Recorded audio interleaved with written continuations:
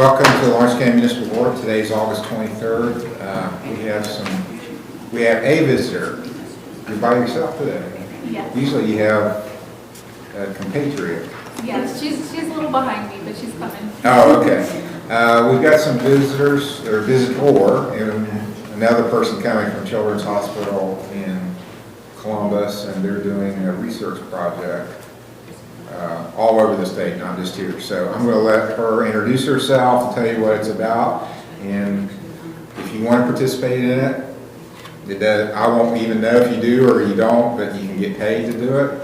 And so listen to what she says and you make a decision. It's up to you, but I think it's a worthwhile project. So. Thank you. Good morning. My name is Zara. I'm a researcher from Nationwide Children's Hospital, and we're conducting an ongoing study on overdose prevention strategies in different parts across the state. The goal is to look at different intervention strategies and see what might be effective for people who have dealt with substance abuse in the past or present. So we're looking for folks who may be interested in completing some surveys. The first of the surveys would take place today, an enrollment, and that would take about 20 minutes of your time. After that, the remainder of the study is fully remote, and you will not have to return or meet with us at all after that. I'll emphasize that the study is voluntary, as Judge Padler said. It is confidential.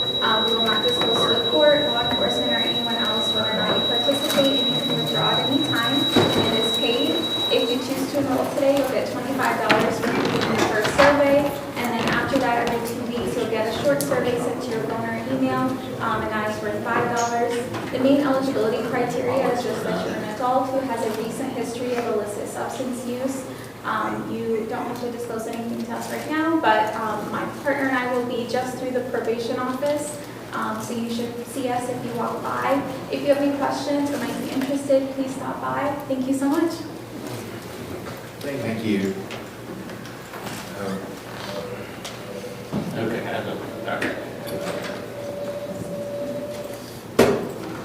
Somehow the speakers got turned on, Your Honor, and that goes back through. All right, so we're having a little problem with getting some feedback, so I think we got that fixed now. The first thing we're going to do are reviews. We have several of those to do. People who have been ordered to do something by the court, or review hearings are what we call a hearing where we check to see if you're doing what you're ordered to do. If you're here for that, your name's going to get called, come up to the table to your right when your name is called with the group, and we'll go over those. We'll start with a new case. If you were cited in for a new charge, we'll start those after we finish the reviews. If you are here for a review hearing and don't hear your name called, go check in with the clerk. If you missed a hearing in the past, you're not on the docket today. They'll have to put you on the docket. Call the reviews, please. Misty Dotson, Tyus Ferguson, Olivia Gilpin, Robert A. Hill, Kimberly Jones, Tyler M. Kemper Jr., Matthew Kern. Misty Dotson is case number 23706. And community service is done. And you're at Marshall Health. I'm at ProAct, yes. Yeah, that's part of Marshall Health. You have a report from them? I do.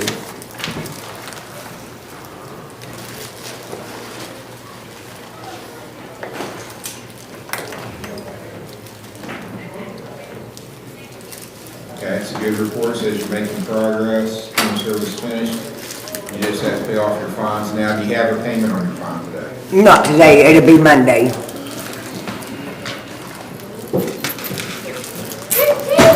If you can't pay community service, you can work extra. If you work extra, you get $50 for every extra day you do toward your fine. Okay.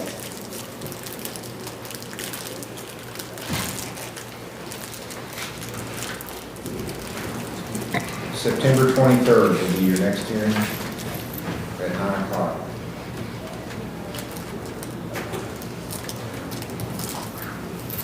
Tyus Ferguson. Yep. 24641. Thank you, Your Honor. You're welcome. Your Honor, if I may, I had a note. Mr. Ferguson was ordered on July 15th to be here for community service on July 19th and 20th, and he was not here. All right, the other case number is 23506, which was an OBI. All right, do you have an explanation for not, I don't see that you've done any community service since I did July 12th. this week, Where did you do it at? the Tap Village Hall. Did you come here and sign in? I signed in down there. I thought we just had to go there. I do not have proof of that, Your Honor. Yeah, I did. All right, two I'm or going to three place you in days. custody at this point, and you can check with Village Hall, see what they say. You're demanded into custody now. 2 or 3 days this week.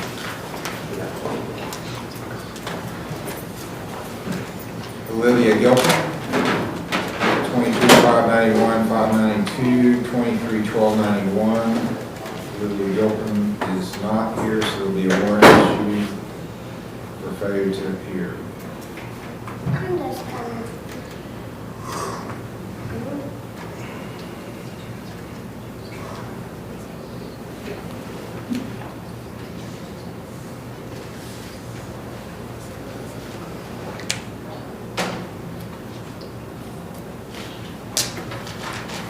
Robert Hill.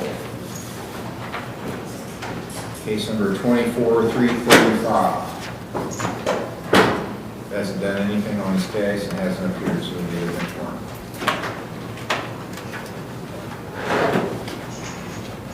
Kimberly Jones isn't here. She usually appears. Been here twice. She made 2 payments Yeah. last week, Your Honor, and even talked to me. Okay, she's got 7 days to get in before a warrant will issue.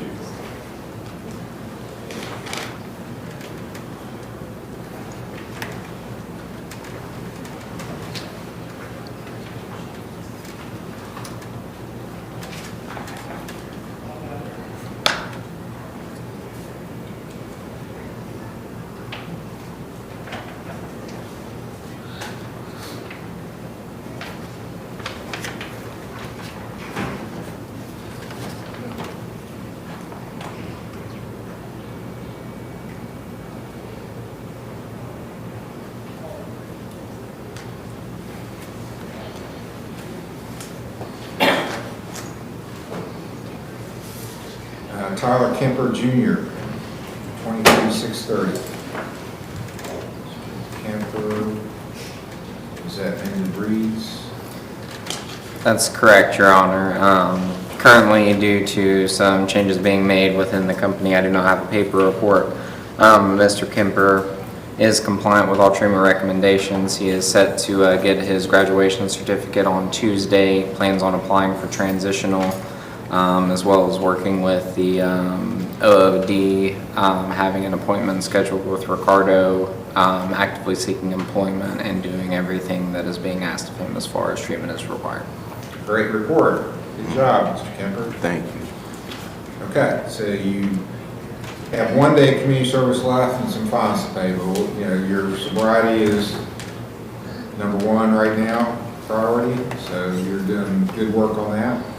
And we can get your fines and everything and community service finished later. So I'll set you for September 27th as your next hearing. That's a Friday, September 27th at 9 o'clock. Matthew Kern, Yes, Your Honor.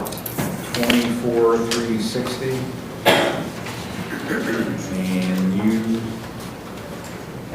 also at ProAct Marshall Health. Yes, Your Honor. How's that going? Are you doing it still? Yes, Your Honor. Do you have any kind of report for them? No, just, I've got a letter August 6th, so maybe that's what I'm going to get. yeah. That's all right. I didn't tell him that it was court mandated. I just went, told him like I needed help. Okay. So, I had, and looking at your order, that's all you were required to do. I had a fine, I suspended it and the court costs if you would go there. You've done it. I've got a letter from them, so your case is concluded. thank you, Your Honor. You're welcome.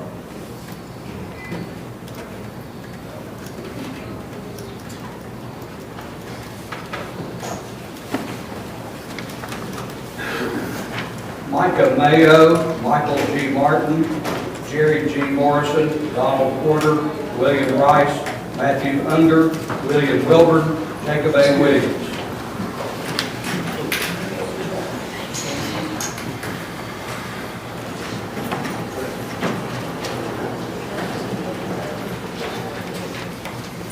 Okay, Micah Mayo, is case number 231042, 23460, is appearing by teleconference. Community service is done. There's been some payment on fine.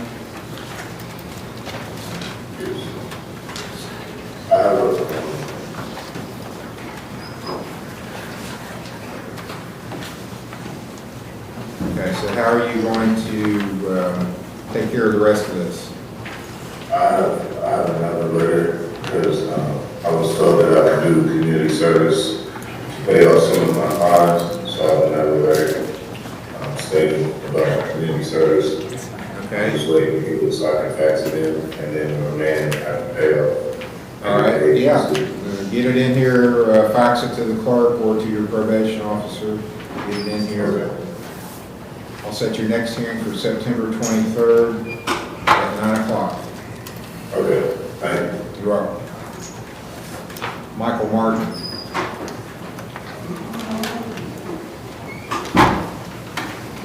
That's 22-163 and 19-4006. Letter from Lawrence County Recovery.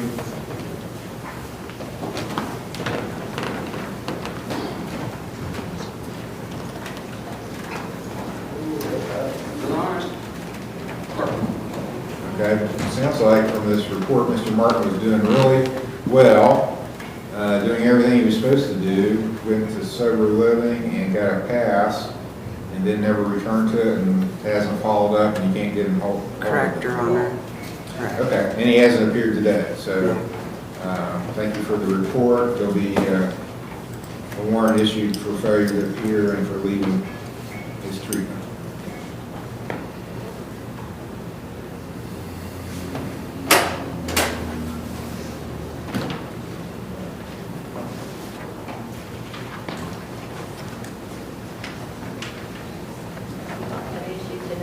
Yeah, you can get it issued today.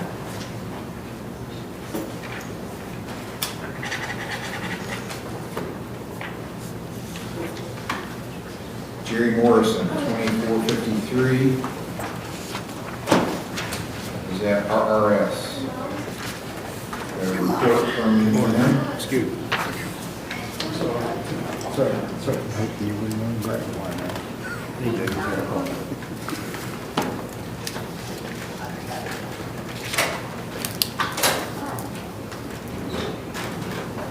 Last spring was negative for everything. He's had some THC in prior springs. Yes, Your Honor.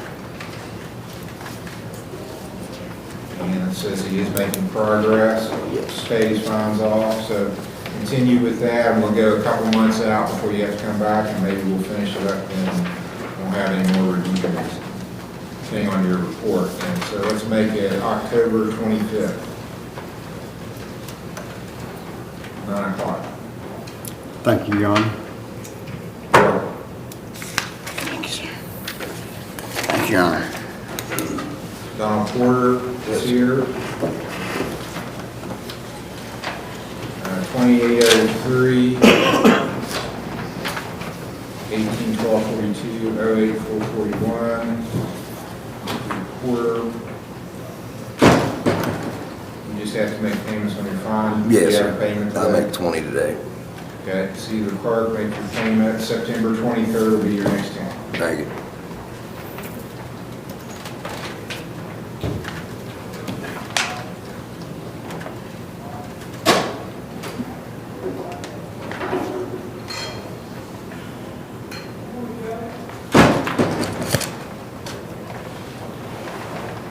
William Rice, Yes, sir.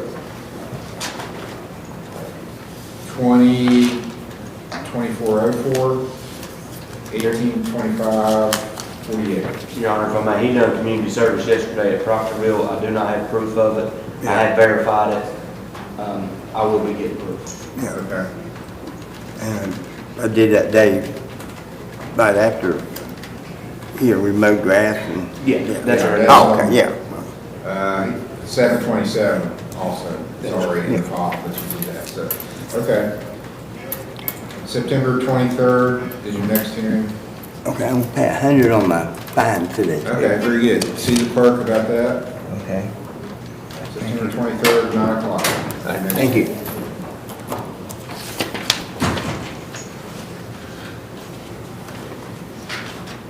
Matthew Unger, 21904. Is that the? I got some letters here too, Your Honor.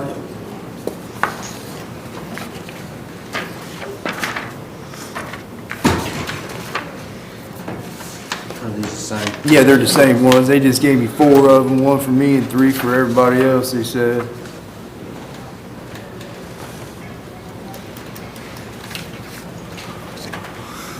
How you doing, Miss Taylor? Good.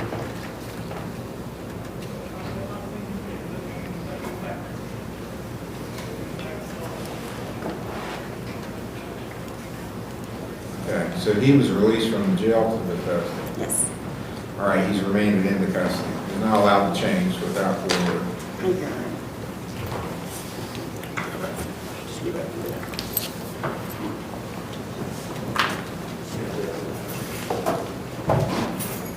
William Wilburn,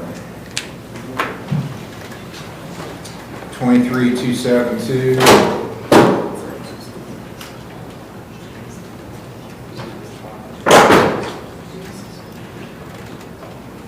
This is on an ODI, community service is done, fines are being paid, made a large payment July 1st.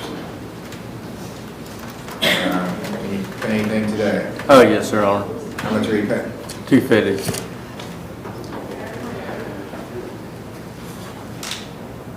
Okay. And are you working there? You have a job? Yeah. What are you doing? I work out of town. For who? The barges. Okay. So let's get you scheduled at a time when you're going to be back. Do you know what your schedule will be in the future? Yeah, I can look real quick. Okay. I'm looking in October, since you paid Okay. such a large amount, I'll give you some more time before you have to come back.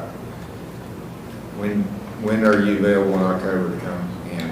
The 16th through the 30th. Okay, we'll make it the 18th. That works for me. October the 18th will be your next hearing. Once you get this paid off, you won't have to come in. All righty. Okay, see the clerk, make your payment. Sounds good. Jacob Williams is 22806 and 807. He's at RRS. Do you have a report? Thank you.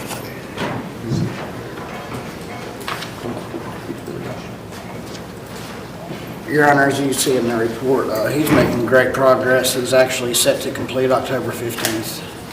Very good.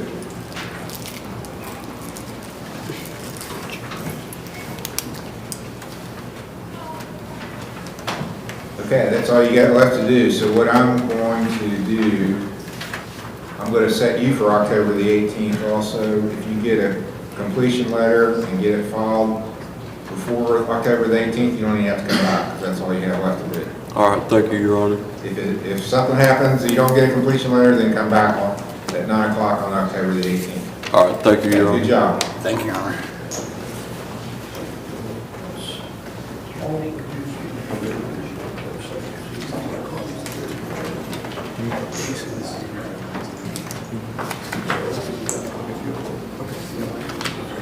Okay. We've got a couple of arraignments we're going to do, so I'm going to explain the rights of defendants generally, and then if you have questions, I'll answer those. You have a right to remain silent. When your name is called, come up to the table to your right, just like the previous folks did. You have a right to remain silent. You don't have to say anything. You have a right to have an attorney, to have one appointed if you can't afford one. You have a right to bail and to make the state prove any charge against you beyond a reasonable doubt. If you enter a guilty plea or no contest plea, you're waiving those rights. You should not do that if you, 1, don't understand what's happening, 2, if you want to talk to a lawyer, 3, if you want a trial in your case. For any of those reasons, you need to enter a not guilty plea when you're asked for a plea. That's always the safest plea. You can change it later if you decide you want to, but entering a guilty plea to get things over is not a good idea. Call the first case. State of Ohio versus Brittany Kazee, case number CRB 24489.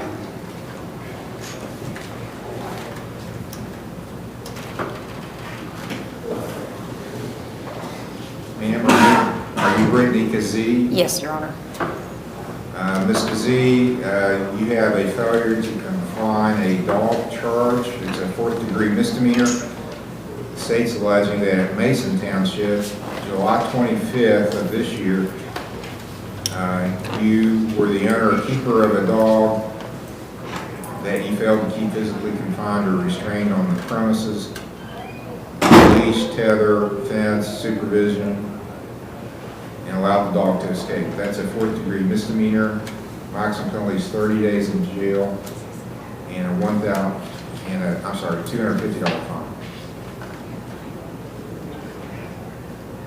fine. Do you understand the charge? Yes, Your Honor, if I could state something. I was wrote a ticket, and I came in 3 times, different times, to have this done, and the ticket never came in. And then he was going on vacation, and I got subpoenaed. I came back in again, and there was no court to it. I didn't know if this is, because he came back out when he came back from vacation, and he rewrote the ticket after I let him know, hey, I never got to court. So he rewrote me the ticket after 2 months and 3 appearances. I didn't know if this is the same one, or is there multiple things that I'm getting?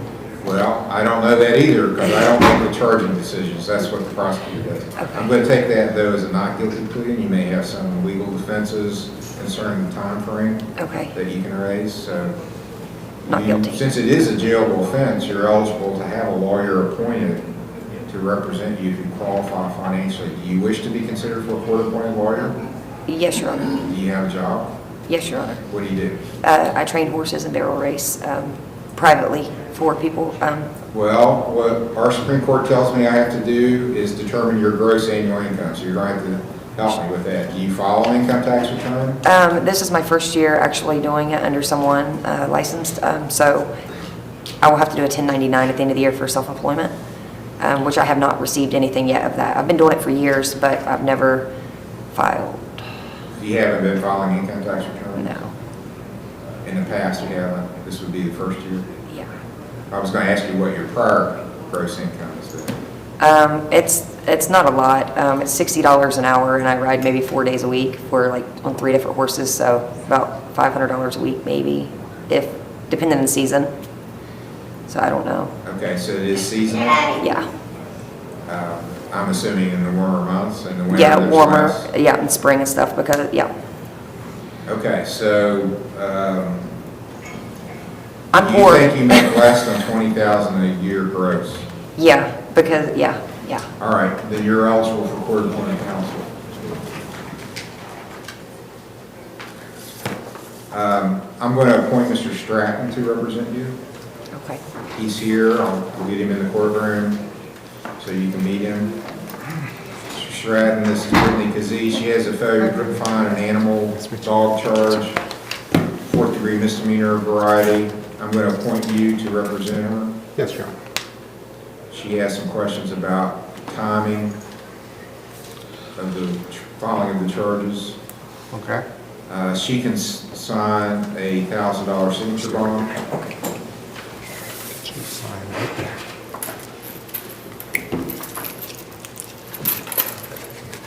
So we'll need to come back fairly quickly unless there's a time waiver because it's a 4th-degree misdemeanor. Yeah, Your Honor. Let's come back quickly on that. Okay. Let's see. Next week, maybe. I'm going next week. Okay. The 1st through the 8th, I'll be going to South Carolina. Okay. So, not that I make. So you prefer after September 8th? Yes, Your Honor. So I'm going to consider that a time waiver for that. Yes, Your Honor. I agree with that. I agree with that. Okay. So the 13th? 13th is fine. September 13th? And that's at defendant's request. She wants the hearing on that date. Yeah, that's the next available date, I believe, after the 8th. Okay. Yeah. So September the 13th will be a pretrial, and that'll be at 10 a.m. All right, thank you, Your Honor. You're welcome. Thank you. State of Ohio versus Michael Gearhart, case number CRB 24474, A and B. Michael Gearhart. Sir, you're Michael Gearhart? Yes, sir. Have you received a copy of the charges? Yes, sir. And this is also failure to confine, two charges of it. 24474A and B. It's alleged that July the 13th in Fayette Township, you were the owner or keeper of a dog you failed to confine on the premises or by other means. And they filed this as a first-degree misdemeanor.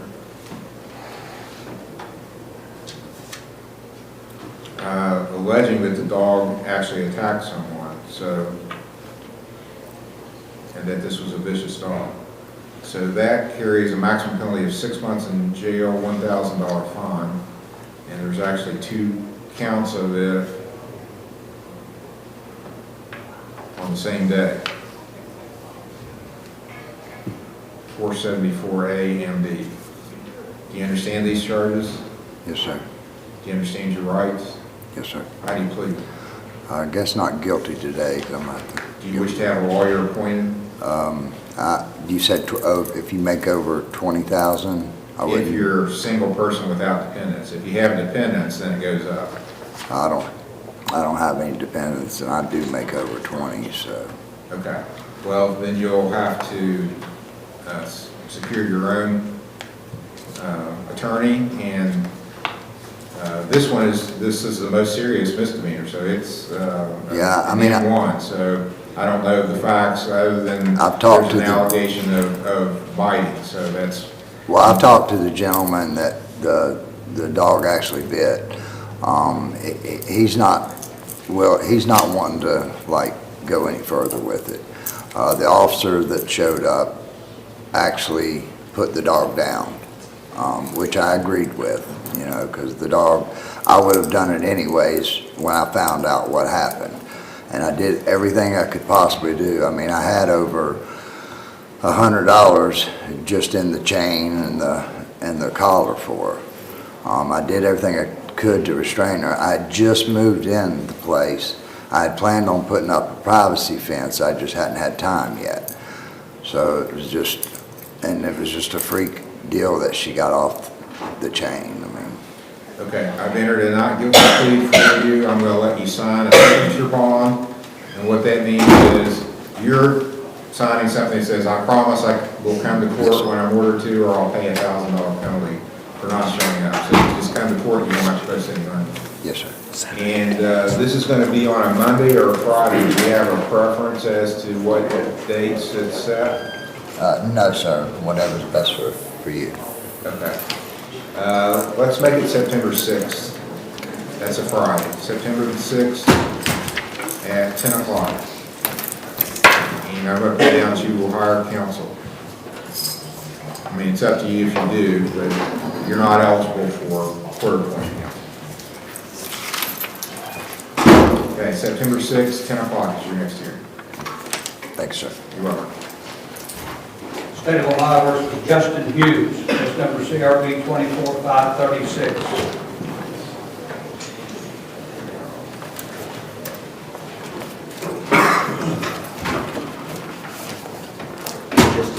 Yes, sir. Sir, you're Justin Hughes? Yes, sir. Mr. Hughes, it's alleged that at Fayette Township on August the 19th of 2024, you purposely deprived Tara Smith of property without her consent. It's alleged to be $40 in the complaint. That's a first-degree misdemeanor, maximum penalty is 6 months in jail, $1,000 fine. Do you understand the charge?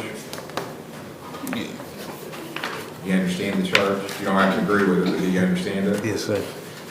Do you understand your rights I explained defendants have? Yes, sir. How do you wish to plead to this charge? Not guilty. You want a lawyer appointed to represent you? Yes, sir. You have a job? Yes, sir. What do you do? work at Bimbo Bakery, Okay, are you paid by the hour, or how do you get paid? about an hour, How much per hour? $21.68. Well, you're probably not gonna be eligible, I mean, you working 40 hours a week? Sometimes, not every week. Well, if you're working full-time, you're making 45,000 roughly a year gross. What do you know what your gross income is? That's what I have to determine. Your gross Maybe income. around about 41, 42. You have dependents? Yes, sir. How many? 3. Three And my kids? wife, I got 3 kids and wife. Okay. All right, you are eligible then. I'll appoint Roger Smith to represent you.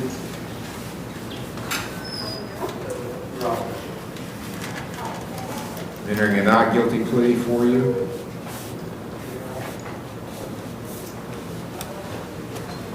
Mr. Smith, this is Justin Hughes. It's a misdemeanor theft offense charge.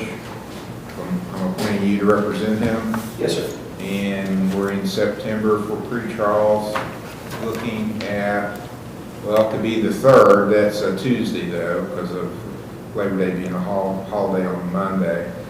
The 3rd, the 6th, the 13th, the 9th is already pretty busy. Looks like the 13th is the lightest day for me. Okay. September 13th will be the next hearing. Be pre-trial at 10 a.m. And Mr. Hughes has a bond up, so his bond is continued. Thank you, Judge. Yeah.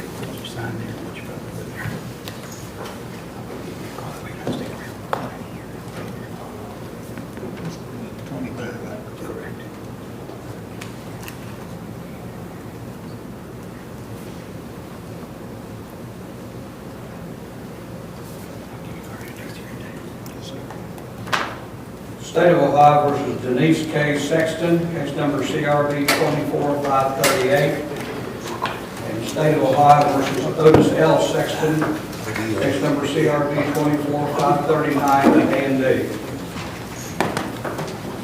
You Denise Sexton? Yeah, my husband is locked up right now. They called his name too. Okay, so we'll deal with Mr. Sexton later when we do teleconferencing. You're Denise Sexton? Yes, sir. Ms. Sexton, it's alleged that on August the 19th in Fayette Township, you only caused or tried to cause physical harm to Rochelle Leanne Jones. You're charged with an assault charge. It's a first-degree misdemeanor. Maximum penalty is 6 months in jail and a $1,000 fine. Do you understand the charge? Yeah. Do you understand your rights? Yes, sir. How do you plead to this charge? Not guilty. Do you want a lawyer appointed to represent you? Yes. Do you have a job? Yes. What do you do? I'm home health care. Paid by the hour? Yeah, How much per hour? like $11. Okay, you're eligible for court-appointed counsel. I'll appoint Mr. Steyer to represent you. Entering a not guilty plea for you. She's got a bond up, so it's going to be continued. Is there a protection order requested? Yes, Your Honor. Is there any reason you would have a hard time staying away from Rochelle Jones? I mean, we live like on the same street, but yeah, I wouldn't be around You there. can just avoid her. Yeah, I'll just go a different way, yeah. Don't- Take a different street. Don't post anything about her on social media. I want things to die down. I just don't want there to be another incident. Yeah. Okay. You need to sign your name here and here. Okay, there'll be a protection order entered to stay away from Rochelle Jones.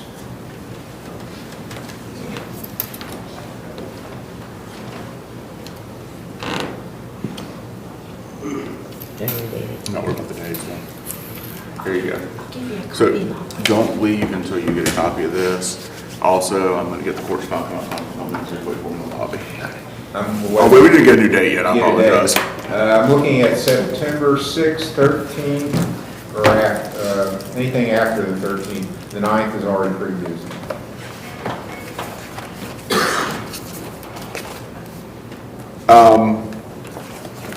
After the 13th or including the 13th? 13th is okay. I mean, 13th then, Your Honor. All right, September 13 will be the next hearing, pre-trial at 10 a.m. You want to write that down on the sheet of paper here? September 13, 10 a.m.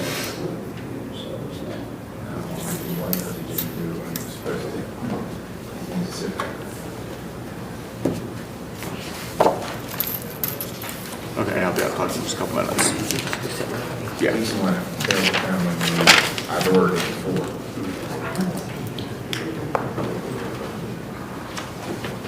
We're ready for some pre-trials. Okay, we're going to start the pre-trials. We'll probably have some more arraignments, but the paperwork's not ready on yet.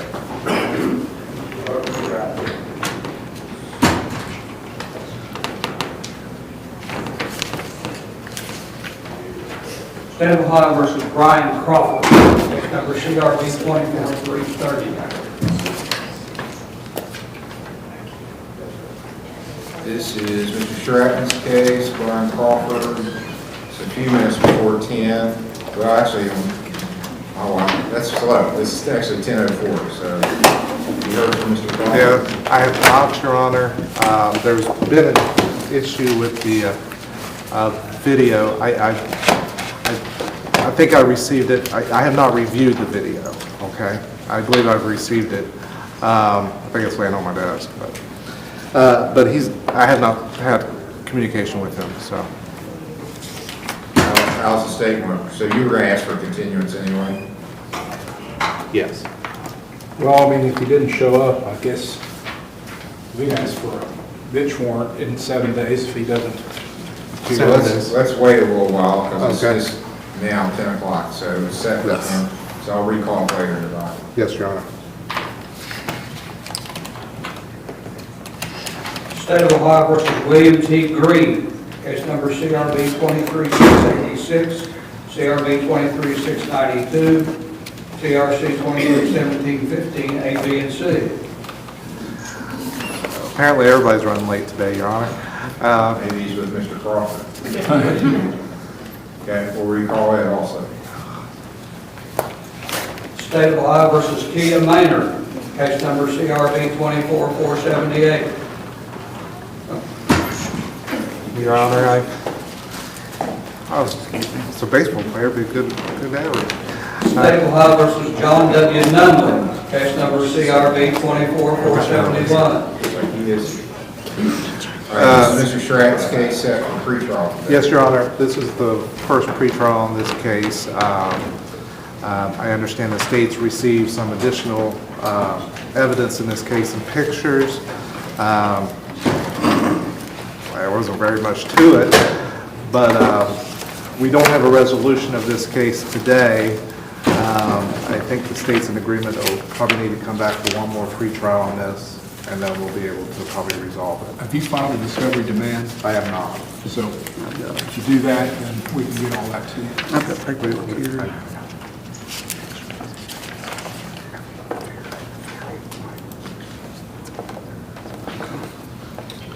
It's almost. All right, is there a preference then for a pre-trial? I'm looking at the 3rd, which is a Tuesday, the 6th, 13th, or after. Whatever's convenient for the court. I'll be here that Tuesday, so. Okay, that's a good day. Okay. So September 3rd. September 3rd will be the next hearing. Pre-trial, 10 o'clock. All right, you're good to go. State of Ohio versus Christopher McBride, case number CRB 24379, CRB 24494. It's Mr. Stratton's case, pre-trial. I think we need to get everybody. Are they here? I don't know. The only one that was coming is Tanya Prosser. So, Your Honor, there is a cross, well, they didn't happen at the same time, but the victim in this case is a defendant in another case in which Mr. McBride is the victim, and her name is Tanya Prosser.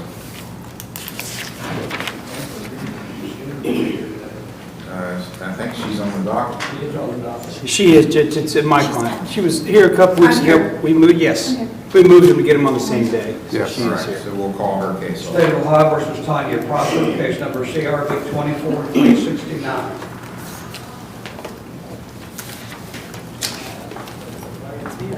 You're over here. You're on the docket too, so you just, there you go. Okay, is there any resolution? I want to dismiss. My client's in agreement, Judge. They think they both want to dismiss. I don't know about the other. So the claims against each other they want. Yes, the one against you, yes. Yes. But I don't think the other victim, have you had contact with the Yes. alleged victim in this case? Yes, Mr. McBride is the defendant on another case involving Mr. Hill, and we are not ready to dismiss that charge. I'd like to know whether Ms. Prosser and Mr. McBride are having any contact with each other at this point, or? I mean, we live in the same house. Same apartment. Oh, okay. So what I would prefer is, I don't know what the plan for them is, or whether they intend to stay together, or... No, I'm moving out on the 1st of the month. So we'd like to keep this case pending until the move is made. Yeah, so we I'm don't have on the any way out there. problems. There's no resolving the everything. So a 90-day continuance on, if no problems, the state agreed to at least dismiss this and set the other for pretrial in a couple of weeks? Yeah, if there's no further problems, then we'd ask for the payment of court Ms. costs. Prosser's on board with that, Judge. 90. And did you all get my document from the therapy? They said they sent it yesterday at 9:30, was supposed to fax it by Contemplation? Benjamin. Huh? Contemplation? Yes, she's Yes. a content. I had made a note that you were there, but I don't have anything in the file. I've got a Well, you just go get email it. here and stuff saying that, well, they still need it It's, though. well, you can get it to them because they'll come back in 90 days.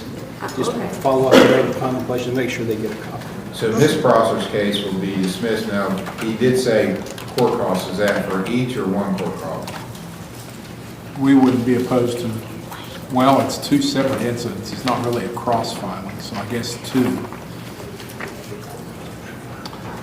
That's fine. She's fine, Judge. She understands that. Okay, so it will be dismissed on two conditions. One, there's no further problems, and two, that the court costs are paid. And we'll go out 90 days. So that's November.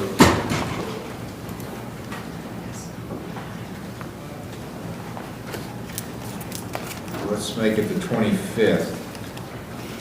Judge, I have, is that the first 3 days before Thanksgiving, I have a trial, but assuming there's no problem, maybe my brother could stand in for me, so it's not, Okay. because it's not going to be late. I could set it on a Friday, but I'm not sure when Thanksgiving is. 2nd or 29th? Because I know we're using that Monday, Tuesday, Wednesday, right before Thanksgiving, whenever that is.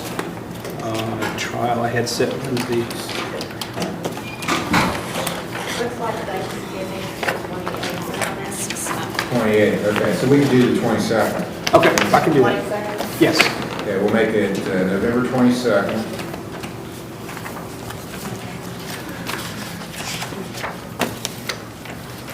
That's on, for Tanya Cross was 24,369, and for Mr. McBride, that's 24,379, case number. His is also set for November 22nd, to be dismissed. There's no further problems, and costs are paid. Now, on Mr. McBride, he's got the other case involving Griffin Hill. And you want to set that for another pretrial? Yes, Your Honor.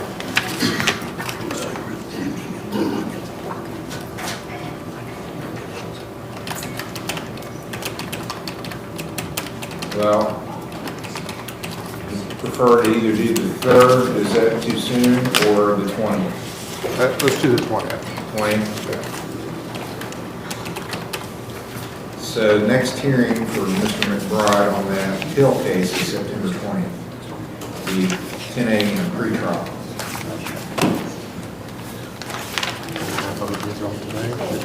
September 20th. Thank you. Thank you, Your Honor. You're welcome.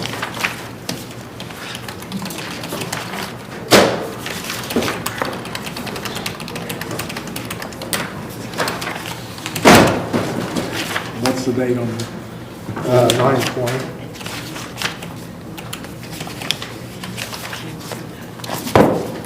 State of Ohio versus Toby T. Morrison, case number CRB 24-324, A and B.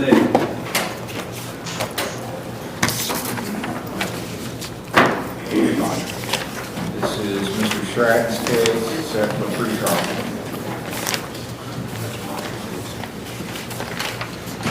So, Your Honor, we reset this from the 9th. I think the prosecutor wanted to get an estimate. I don't think they were able to get an estimate on it. There was some talk about payment of that to resolve this case, maybe. There's a disorderly and a criminal damage. There's two charges there, Your Honor. So I don't know how the state wants to proceed. Do you still want to get that estimate? Or do you want to Your Honor, our office has gone to great lengths to try to get restitution figures.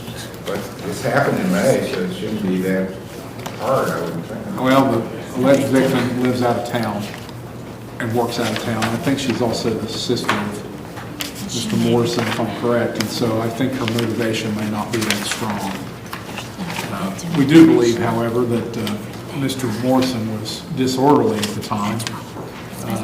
So what we would suggest at this time is he pled to that charge, we would dismiss the other charge. Is that a minor misdemeanor, Your Honor? Yeah, this one. It is, Just the fine and court costs, I believe, on that, Your Honor. Yeah. And I'll leave it, his sister, they can work it out, the restitution. I don't think I can order it since there's no evidence as to what the amount is. Yeah.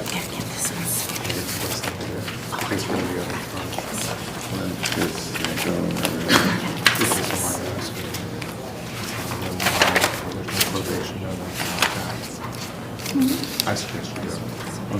Your Honor, we'll plead guilty to the disorderly.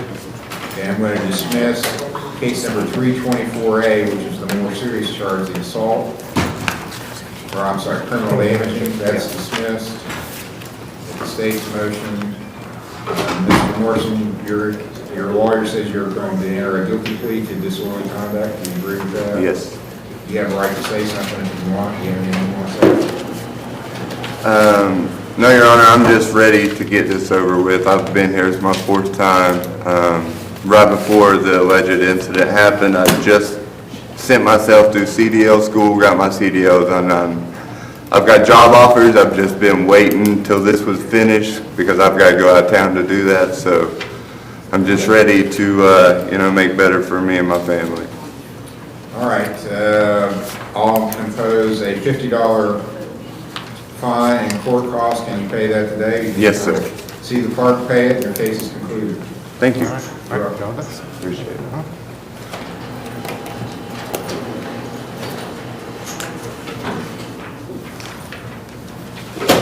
State of Ohio versus Jarrett Sipple, case number CRB 24-433.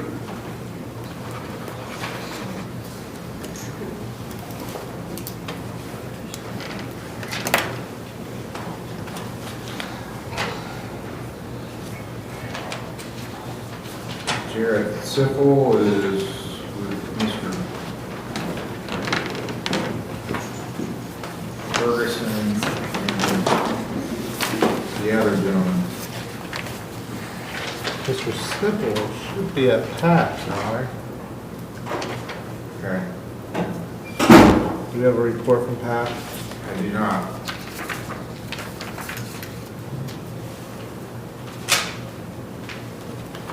I do from July, but I don't have one since then. Right, from July 29th, correct? Well, it's actually not dated, but in the body of the letter, it says that some of the treatment was on July 25th, so it has to be around then. Yeah. It was faxed in on July 26th. So he's not here. Give him 7 days to appear before a warrant will issue. Yes, Your Honor. And It was an OR bond. Okay. Didn't have a bond up.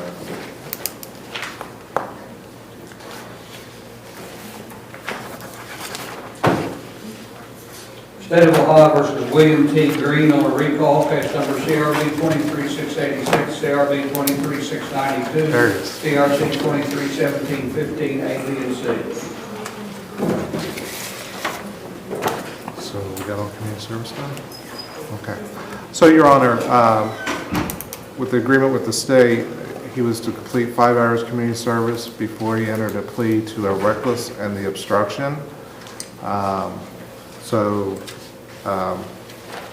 That's what we're going to do today. We're going to plea of guilty to the amended charge of reckless and to the obstruction charge. And how many hours can you serve? He has 5 days. 5 days to do, and you wanted him to do it before a plea. And the state agrees with that? Yes, Your Honor. Okay, so the charge is amended to 45-11-20, is that right? Yes. Anything, and you agree with what your lawyers told me today, sir? Yes, yes, Your Honor. You have a right to make a statement if you want. Do you have anything you want to say? I mean, honestly, as far as my OVI, I was a 0.84. I waited a couple hours, like I said before, I traveled that night, and I passed their sobriety test and everything. It was only that when they took me back to the station and blew me that I blew that, but I thought I was being responsible enough that night myself driving, so Okay. outside of that, that's about And it. there was a speed and well, there's a no operators also. Was it I believe all. expired? No, License no, expired? I just didn't have my plastic license on me. I just had a copy of my paper's license, but I brought my license in here and it's never expired. It's still valid, so. Has that been dealt with before? No, Your Honor. The agreement was to plead out to those 2 charges, the reckless and the obstruction. The state was going to dismiss everything else. Oh, there was an obstruction? Yes. Okay. So that has to be 23-686 case number. I'll get your case numbers, Your Honor. 692, 23-692. Okay, what's the basis for the obstruction charge? I haven't read the whole report on this. It's, the officer reported that the defendant attempted to throw a bag containing marijuana from the vehicle prior to stopping during a traffic stop. Okay. Was there a recommended sentence on that? We don't oppose a suspended 10 days in jail. Fine. And fined. Mr. Stratton? That's fine, Your Honor. Suspended time would be most appropriate here. Okay, I'll impose a $150 fine on the obstruction charge, order court costs paid, 10 days in jail, suspended,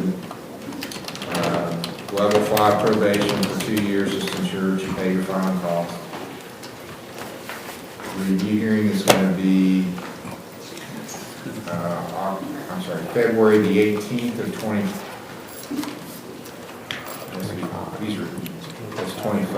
February the 18th of 25. So you understand the way that works. If you get everything finished before then, you have to show up. Okay. If you don't have it finished, you gotta show up. If you don't show up and you have stuff left to do, then you get a warrant. It's not showing up. But as far as I got everything completed right now, just except for my court calls, correct? Fines. Okay, fines, yes, okay. Okay, then on the, there was a possession of marijuana, That's being dismissed, Your Honor. We just had the reckless and the obstruction. okay, 23-686 will be dismissed.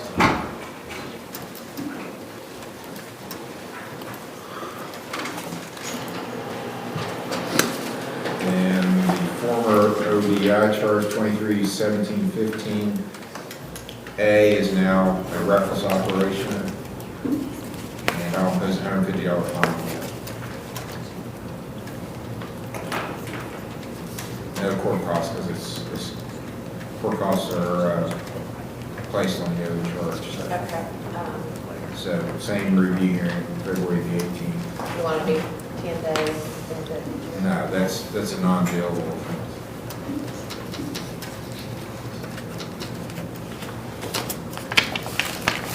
All right, so he'll need to meet with Mr. Major before he leaves. His review hearing is February the 18th of 25. Get it done before then, it's a lot of time. You don't have to worry about it after that. Yep, pay, and the cost. That's all you have to do. All right? Okay. The B case, this was the message. Yeah, that's the same.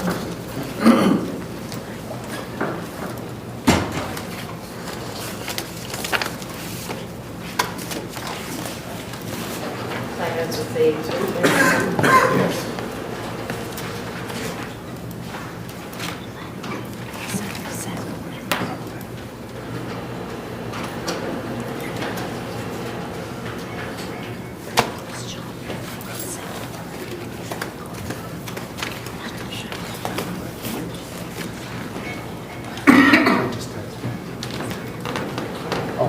State of Ohio versus Brian Crawford, case number CRB 24330. Your Honor, Mr. Crawford was having car trouble this morning, so he was just a little late, so.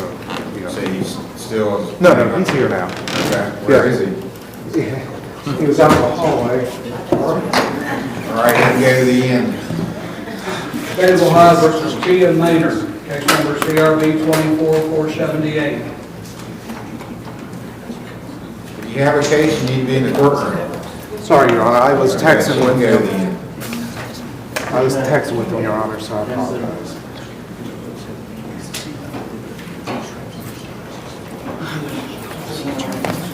We've got some arrangements to do now. State of Ohio versus Matthew F. Matsey, case number CRB 24541, A and B.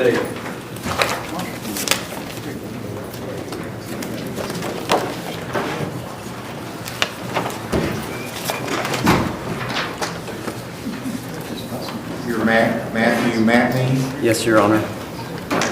Bail's bringing you a copy of the charges. 24541A is obstructing official business. 541B is resisting arrest.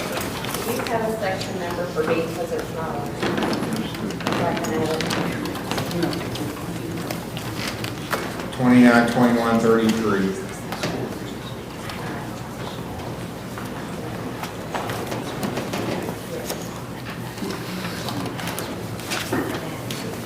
Twenty-nine, 21, 33. 21, 33. All right, sir, and you are Matthew Matney? Yes, sir. Mr. Matney, it's alleged on August 21st in Fayette Township, without the right to do so, you tried to prevent, obstruct, or delay a public official in performance of their authorized and official duties. That's obstructing official business. It's a second-degree misdemeanor. Maximum penalty is 90 days in jail, $750 fine. 541B alleges that August 21st, Fayette Township, you interfered with the lawful arrest of yourself. That's a second-degree misdemeanor. Maximum penalty is 90 days in jail, $750 fine. Do you understand these two charges? I do. Do you understand your rights? I do. How do you plead to these charges? I plead not guilty. Do you wish to be considered for a court-appointed lawyer? I've actually made contact with an attorney. Not able to see him until the 28th. It's Mr. Mark McCohen. Okay. And I'm just asking for a motion of continuance until then.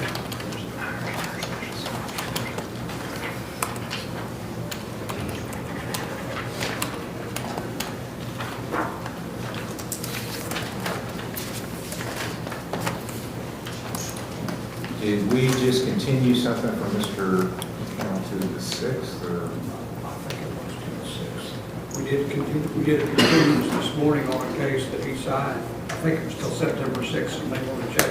All right, I'm going to go ahead and set it for September the 6th as your next hearing. If you wants to change that date, you can contact the court. September 6th will be a pretrial at 10 o'clock. You've got a bond up that you already posted, so that's continued. Not guilty plea is entered.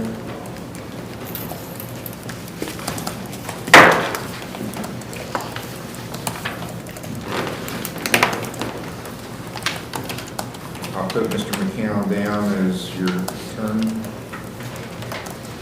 September 6th, 10 o'clock is your next hearing. Any questions, sir? No, sir. Okay, that's all. I appreciate your time. Right, we're ready to go to Lawrence County Jail. Okay, we're going to the jail now for some teleconferences. State of Ohio versus Jamie Allen Baker at the Lawrence County Jail, case number CRA 24540. Edward Harris, on that. All right, Jamie Baker, is that you, sir? Can you hear me, Mr. Baker? Okay, well, apparently you can hear me, but I can't hear you. Let's see if we can get the audio turned on.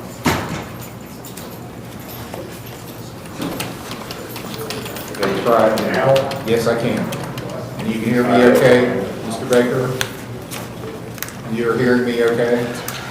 Well, I can barely hear you. Okay, how about now? Is that better?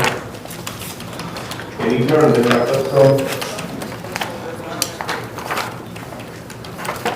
Will you say something? Yes. Yes, sir. You're Jamie Allen Baker.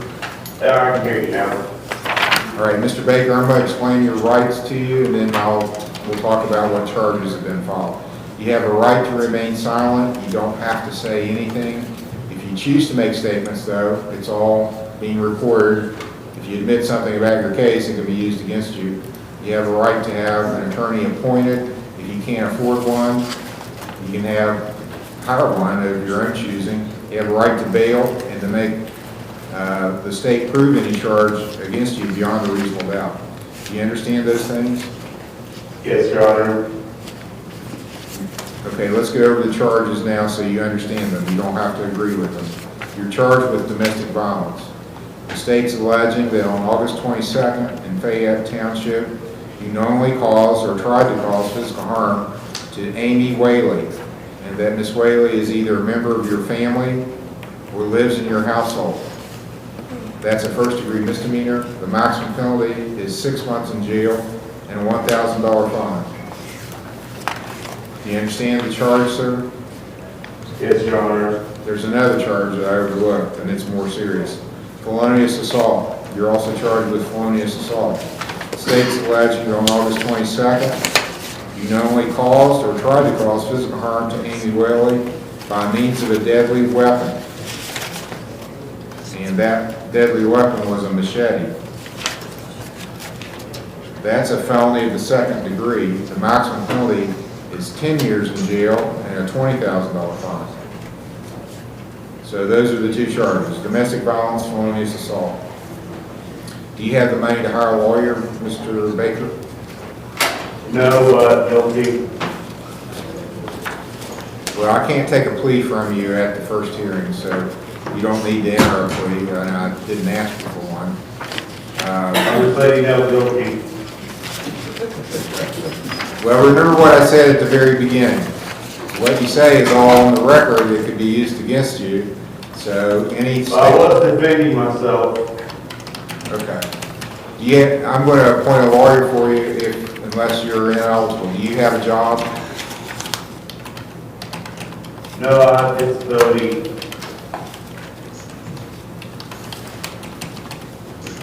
I'll appoint Mr. Steyer to represent you.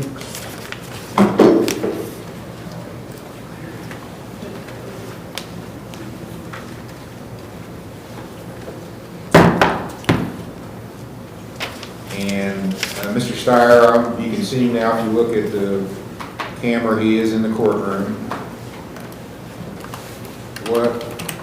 What's the state's position on bond? Your Honor, the allegation is that he swung a machete at his mother 2 times, missing her, and the 3rd time he stopped short before he hit her. That's according to the allegations. And he choked her. So we have some serious concerns about what's going on here. That seems like an extremely violent act.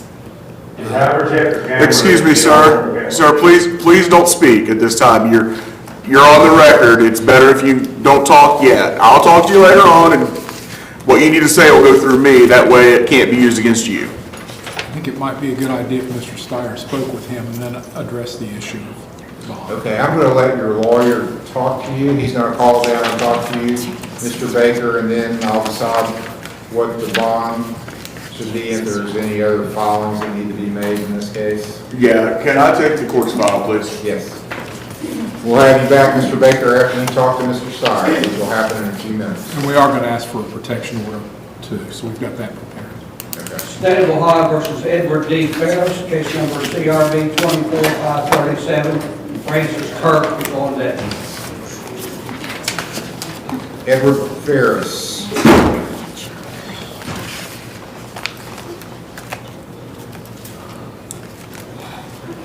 Sir, are you Edward D. Ferris? Yes, sir. Mr. Ferris, I'm Judge Caffer at the Lawrence County Municipal Court in Chesapeake, where your hearing is taking place. Everything you say today is, and your image too, actually both audio and visuals, all being recorded. So if you admit something about your case, the state can use that against you. So you have a right to remain silent. You don't have to say anything. You have a right to have an attorney. To have an attorney appointed to represent you if you can't afford one. You have a right to bail and to make the state prove any charge they file against you beyond a reasonable doubt. Do you understand those rights? Yes, sir, Your Honor. You're charged with an assault charge. The state's alleging, and this was faxed down to jail this morning about an hour ago, so you should have a copy of the charge. It's an assault charge. It alleges that at Union Township on August 21st, you knowingly caused or tried to cause physical harm to Michael Atkinson. That's a first-degree misdemeanor assault charge, maximum penalty 6 months in jail, $1,000 fine. Do you understand the charge? Yes, sir, Your Honor. Do you understand the rights you have? Yes, sir, Your Honor. How do you plead to this charge? You can plead guilty, not guilty, or no contest. Not guilty is always the safest plea. Not guilty, Your Honor. Do you wish to have a lawyer appointed to represent you? Yes, sir, Your Honor. Do you have a job? No, sir, Your Honor. I'm on food stamps and I'm trying to get a job. Okay, Mr. Morford, I'm going to appoint you to represent Mr. Ferris. If Mr. Morford's here, he's heard your arraignment. He'll be your lawyer. What's the state's position on bond? Your Honor, this is alleged to have happened at a treatment facility. I don't see where it says which one, but so I think maybe Mr. Ferris was already a resident there or a patient there at that, whichever facility it was. No one's popping up owning that allegation. I don't know. Maybe it could be a provider that's not here today. 609 3rd Avenue in Chesapeake. Oh, in Chesapeake. That'd be RFS, where Tradewell was. Is that RRS? It's Ryder Days. Ryder Days. So,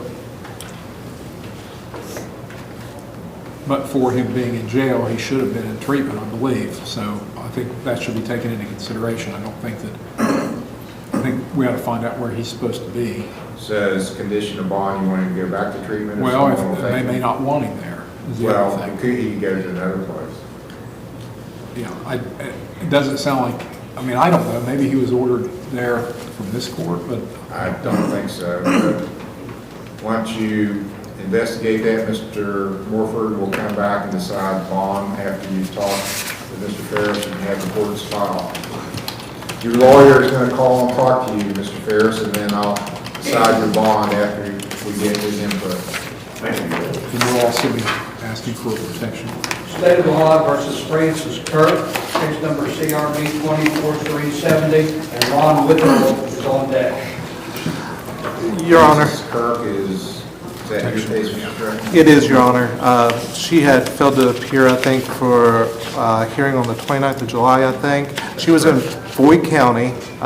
You released her to detox in Bethesda with an ankle monitor, and then on the 5th, you ordered the ankle monitor removed because she was in Boyd County Detention Center.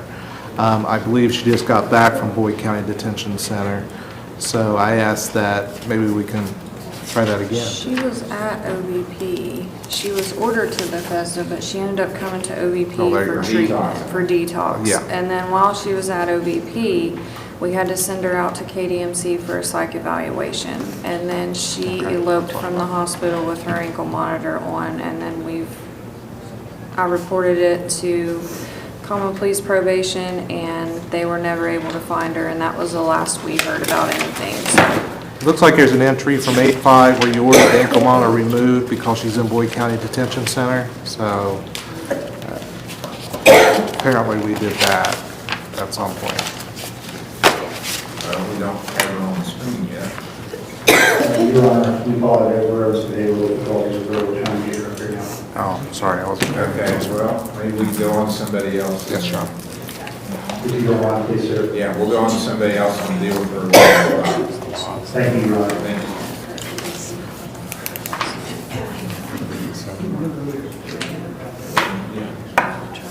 State of Ohio versus Ron Witherell, case number TRC 16-460, 4698 A, B, and C, CRB 14844 A and B. And Otis Sexton will be on deck. Ron Witherell.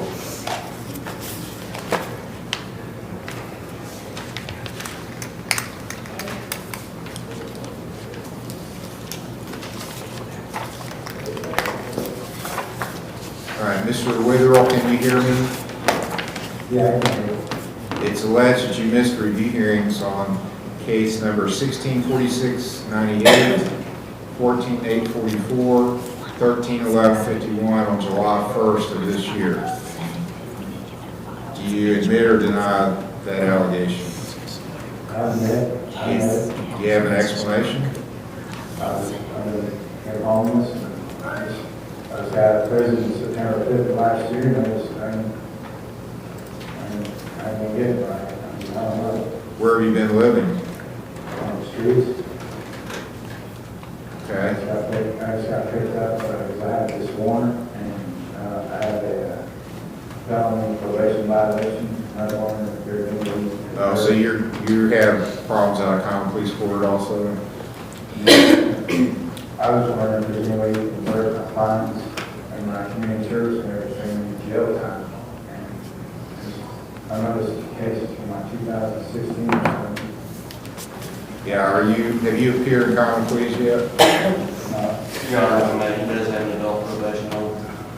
Yeah, so you're gonna have to go there. Is substance use any of your issues? Yeah, well, I got September, I was on the street and I started using, I don't know, 50 years old now. Well, I mean, I'd be willing to let you go to inpatient treatment, but we'll have, who's your judge in common police court? Mr. Howard. Okay. Well, I can talk to him if you want and see if we can agree for you to go to inpatient treatment. That takes care of your housing issue and could get you clean too. Yes, I'd like that, Your Honor. Okay, here's what I'm gonna do then. I'm gonna reschedule you, because you can't get out anyway, because he has a holder on you. I'm gonna reschedule you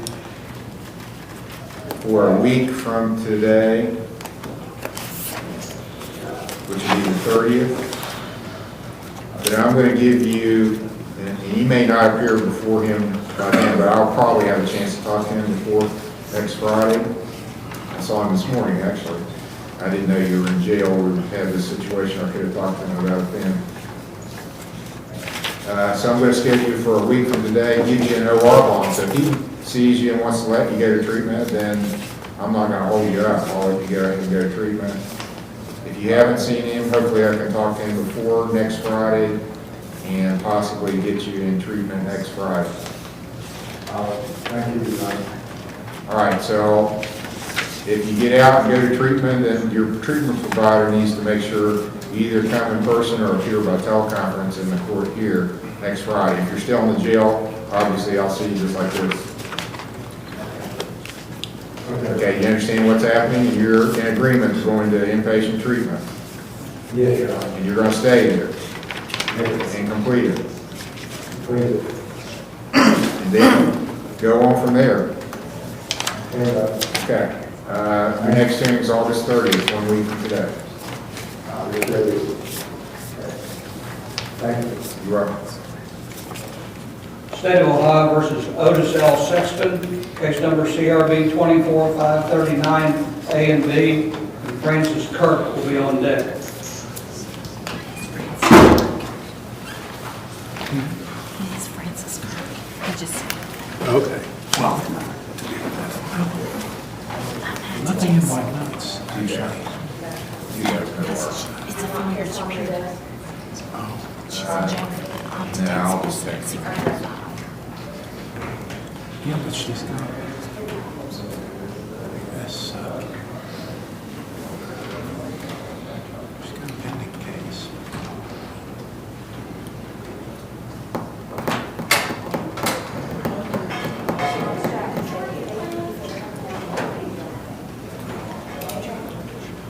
Let me text Missy. Francis. What's the last name? Kirk.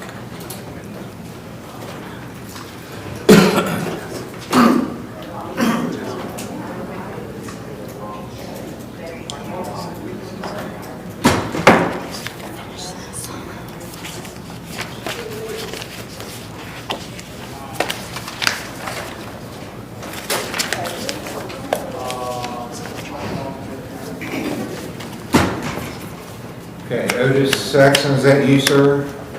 Yes. Mr. Sexton, I'm Judge Capper at Lawrence County Municipal Court in Chesapeake. You've got a charge of an assault filed against you that I'm going to go over with you and arraign you on. You have a right to remain silent. You don't have to say anything about this, but if you do make statements, these statements you make are on the record and they can be used against you. You have a right to have bond, to have the state, make the state prove of any charge against you. You have a right to have an attorney, to have one appointed in a full one. You understand those things, those rights I just explained? The assault charge alleges that on August the 19th in Fayette Township, you knowingly caused or tried to cause physical harm to Cassie Jones. Assault is a first-degree misdemeanor, maximum penalty 6 months in jail, $1,000 fine. You understand that charge? Yes. How do you wish to plead to it? Not guilty. Do you want a lawyer appointed to represent you? Yes. Do you have a job? No.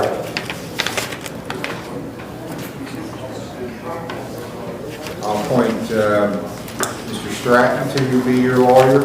This Otis Sexton, Your Honor? It is. My grandfather's name, so Okay. it's funny. Not my grandfather, but that was my grandfather's name. First and last name? First and last name. Wow. All right, Mr. Stratton is going to be your lawyer. I'm entering a not guilty plea for you. What's the state's position on bonds? Your Honor, if I may, it was also on the Okay. So, could be academic. We'd ask for a $5,000 cash surety bond. You said there was a parole holder? Yeah, Your Honor. I'll set 5,000 cash for surety as the bond. Protection order requested. Yes, Your Honor. So if you do make bond, get out, Mr. Sexton, you guys stay away from the complaining party here, which was Cassie Jones. Can't go around that person or contact them. Come back pretty soon on that, Your Honor, maybe this, How about the 3rd, September 3rd? yes, that's fine. I don't know if he wants to put it with. Next hearing is going to be September 3rd for pre-trial, 10 a.m. Thank you, Your Honor. You're welcome. Denise Sexton. She was set for 9/13. State of Ohio recalls Francis Kirk at the Lawrence County Jail, case number CRB 24370. Francis Kirk is Mr. Stratton's case. Jamie Allen Baker will be on deck at the jail. Who are your approach on this one? I don't know where Brianna went.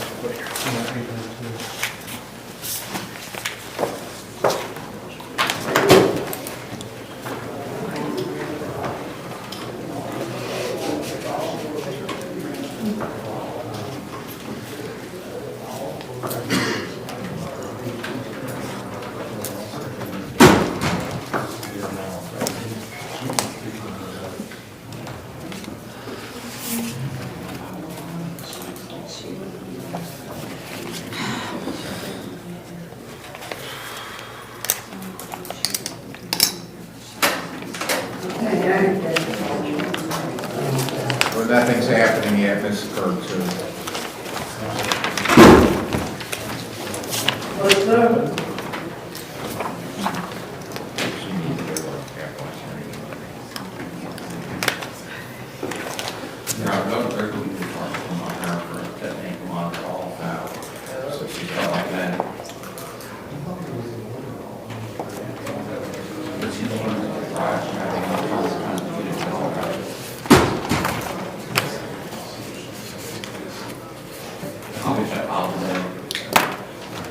All right, Ms. Kirk, your lawyer is here. I'm going to change your bond since you did not stay in treatment. Bond will be $2,500 cash and surety.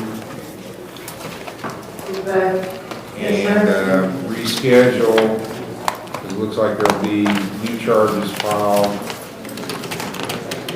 Come back in a week. Yes. So that's the 30th. Your next hearing is going to be August 30th. Minus what? Minus 4 days? Your next hearing is going to be a week from today, August 30th. Sir, may I ask you questions? Is there any questions? You can ask questions, just don't speak about your case. Okay, I was just wondering, I have bipolar and social phobia and social anxiety and, depression and all that, well, some of that, and I wonder if I could go like Hopewell and Chapel or like Appalachian Behavioral Health Care in Athens, or like go to, because I need my psych medication. Francis, we're going to be dealing with those issues. We have already spoken about those, and once we get these new charges going, we're going to deal with those, okay? Okay, yes, sir. Thank you. Actually, perversely, if there's a felony charge, then that'll make it easier to get her to the one place you mentioned. It's hard to get in there with just a misdemeanor. Correct. All right, thank you, Your Honor. Okay, August 30th is the next hearing. Okay. Thank you, sir. You're welcome. State of Ohio recalls Jamie Allen Baker at the Lawrence County Jail.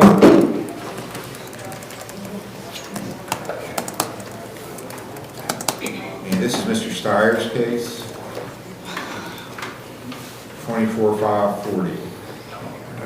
And we're on the issue of bond. Well, I may short circuit that slightly. Well, on the issue of bond, Mr. Baker, A, doesn't believe he has anywhere to go other than the home of the complaining witness. And at this time, there's going to be a protection order, so that's going to be a non-starter. Second, he doesn't believe there's any cash or surety bond he can make, which recognizing the gravity of the charge, I expect that's where the state's going to want to land. So I'm going to reserve the matter of bond to bring up at another time based on what goes forward. However, also based on my discussions with Mr. Baker, I've gone ahead and filed a suggestion of competency in both matters and a plea of not guilty by reason of insanity on the misdemeanor matter. Now, obviously, I can't enter a plea at all on the felony matter in this court. So those have been entered, and it's my belief that that basically stays the case until such time as there's an evaluation. So determining what to do going forward, I think is probably somewhat moot. However, I think we should still probably have a preliminary hearing set fairly quickly to see what's going on, because I don't know that the alleged victim's not gonna show up and say that they're willing to take him home, which would probably be better with his mental condition than remaining in the jail. Mr. Hill. We're okay with that. We suggested, I don't think we did suggest a bond, did we? Now, you have filed these? I filed those. All right, so right now, then there's a suggestion of incompetency in an NGRI plea, so we would want him to stay where he was until we were sure there was a safe place to put him. So we would ask for a $10,000 cash or surety bond. Bond will be $10,000 cash or surety, come back in a week. Is that the 20th? No, I'm looking at the wrong month, I apologize. The 30th. I'm available, Your Honor. Okay, next hearing for Mr. Baker is going to be on August 30th. Preliminary hearing, but it won't be an actual preliminary hearing. It will be more of a review to determine how to go forward with the issues on competency evaluation of Mr. Baker.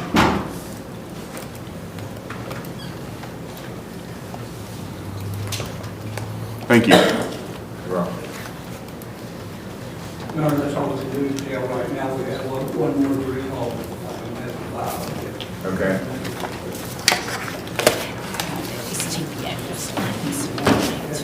All right, is Mr. Morford available? He's got the file. Yes, he is. Mr. Morford.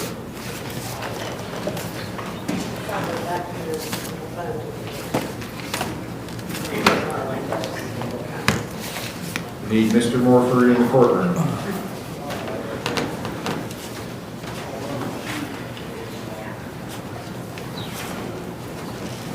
Mr. Morford.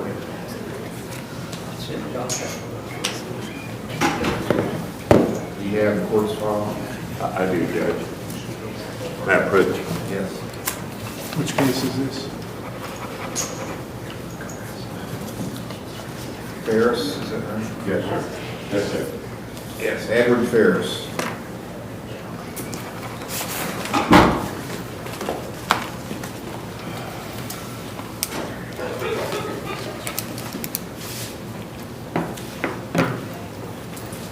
So, issue of bond has not been resolved. Mr. Morgan had a chance to talk with Mr. Ferris. And one of the things was treatment, whether he was in treatment, or whether he should return to treatment as a condition of bond. Judge, he tells me that he was in treatment at Brighter Days. I'm not familiar with that. Megan was trying to help me Google it and trying to find it. He says it's here in Chesapeake. Yeah, well, I understand that too, but they haven't worked with the court very much. So he's not court ordered by any court to be in treatment, or is he? Highland County. Highland County. Ordered him into treatment.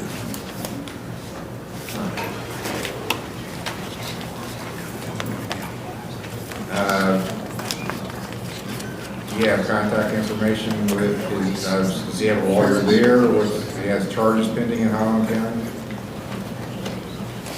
He must have, he's in treatment, Judge, or that, or he's on probation. Did you plead guilty? What is your charge up there again? Retaliation, I already played guilty back in 2021. Okay, so you're on probation now.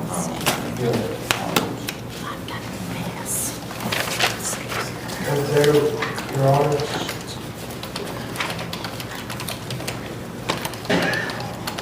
What's the state's position?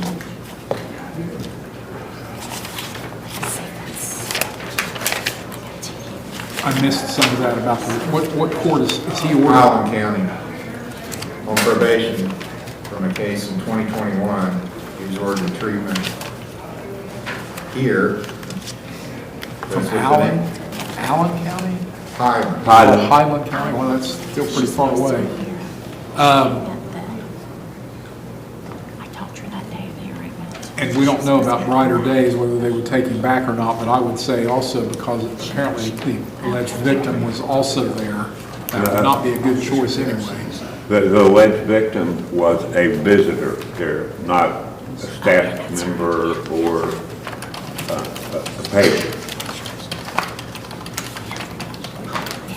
So, I mean, we think there needs to be a cash or surety bond, but if he can get into a treatment program, whether it's the same one or a different one, we're okay with that. Okay. Is there any bond that Mr. Ferris can post? No, Your Honor. He doesn't even have a telephone. $2,500 cash or surety bond would be our request.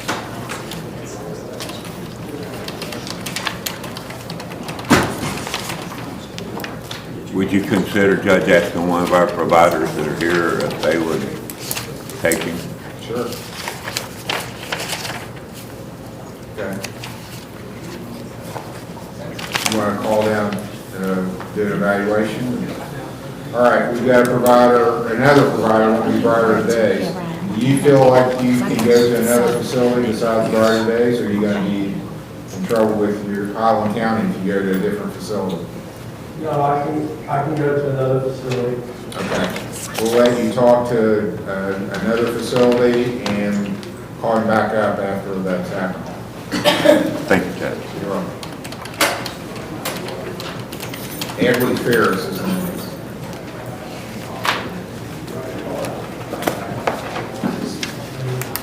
State of Ohio versus Charles M. Frazier, case number TRC 241625, A and B.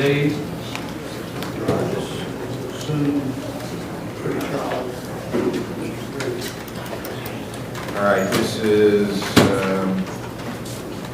set for pre-trial today. Mr. Drew is appearing by teleconference.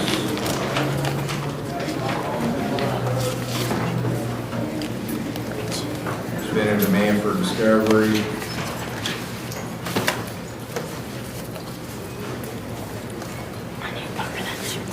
This is on an OBI, and Mr. Frazier is here in person. This is a low test score, 083.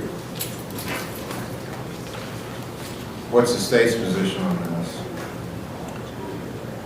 Well, Your Honor, we recognize that it's a low test score. There are some things about this that I think we would want to discuss with the court, and I haven't had a chance to speak with Mr. Drew about this yet. There was a crash involved with more than one car that was hit. There was insurance, so that's good, and I don't see in the report that there were any serious injuries.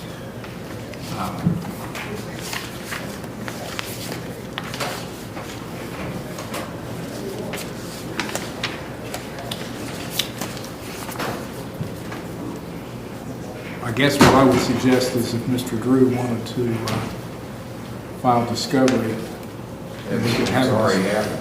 Oh, okay, he's already done it. We can have a discussion about how we would want to resolve this.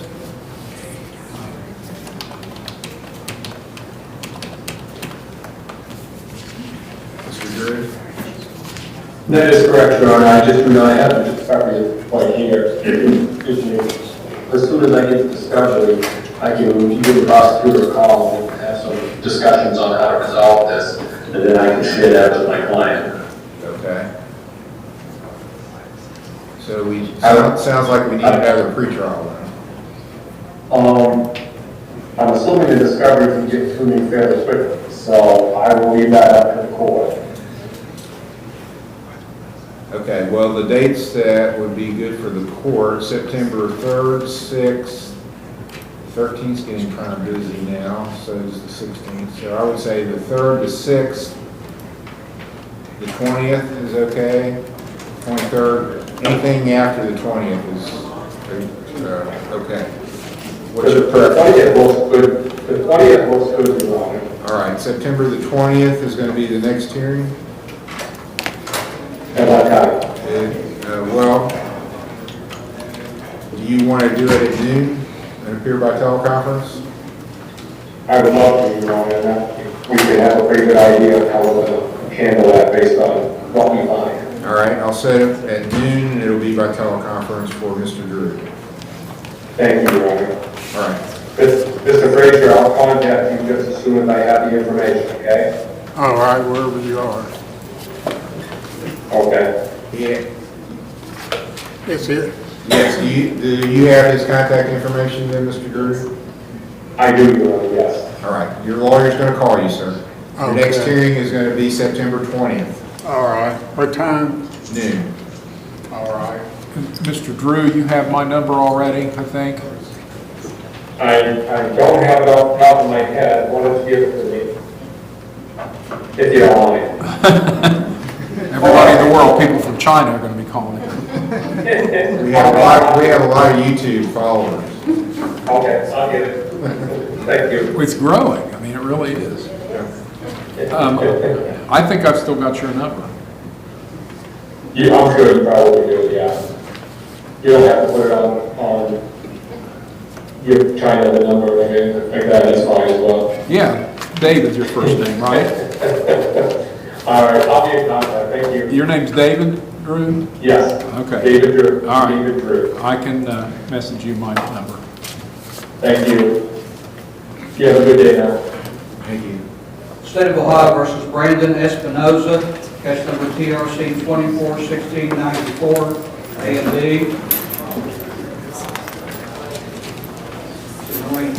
Is this set for arraignment today? Yes. Mr. Nash is entering an appearance as counsel. That's correct, Your Honor. Do you wish me to read the charges? No, we waive.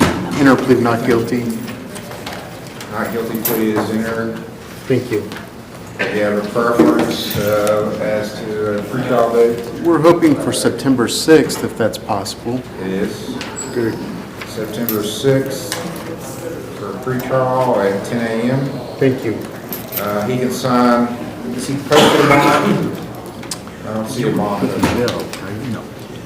He was not put in jail. He was released. 1,500 signatures. Thank you, Judge. There's the clipboard, or you need to have him sign the bond. Okay. $1,500 OR bond.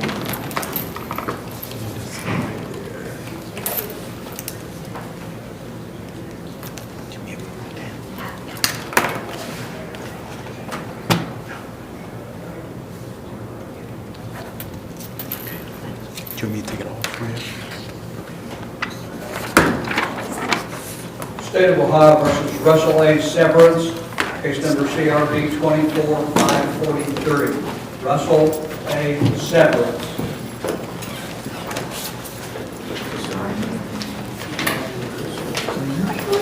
Russell Severance.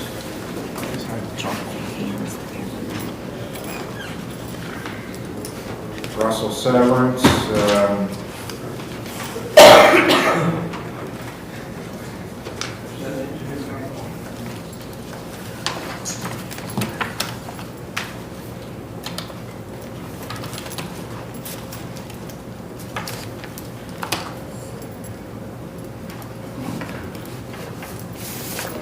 Russell Severance. He was served with a summons to appear today at 9 a.m. Has not appeared, so there will be a warrant issued. Your Honor, may we approach? Yes.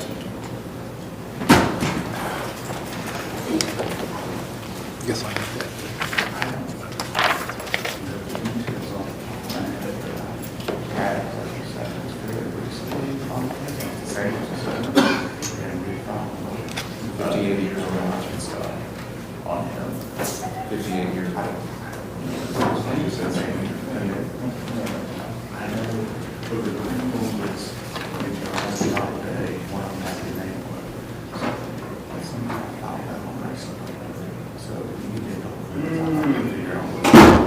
Okay. We'll recall Russell Severance.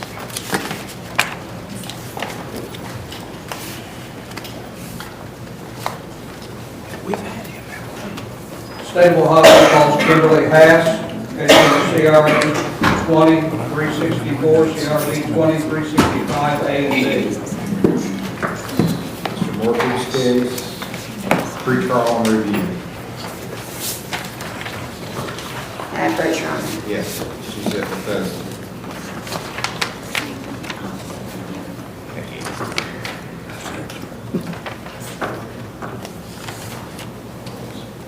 She graduates on the 29th. She's going to follow up care with Mahajan for outpatient. She's already obtained employment, and she's also monitored through Common Pleas. She's completed everything here. Okay. Well, the only thing then, she's got some fines to pay here. I should be caught up on some other than these, like these last court dates. I should have been current. What's the date of graduation? 29. Let's go into October then, since she's finishing. They'll give her some time to get some work done before she comes back to court. How about the 11th of October? I can pay the rest of my stuff today if we can get it finished out. My fiance is, we're working out of town, so it's gonna be hard to get back and forth. I mean, I'll have to make it in for urine screens for my Common Pleas stuff, but if I could close this out, it would be great. Does the state take any position on that? No, Your Honor. All right, since she is graduating and she pays the fines, I'll just go ahead and set it October 11th, but if the fines are paid, you don't have to come back. Okay. And what are the fines, sir? I'm showing 410 is what I'm showing. But you'll need to see the clerk. Thank you, Your Honor. Thank you, sir. Thank you, Judge. You're welcome. Okay.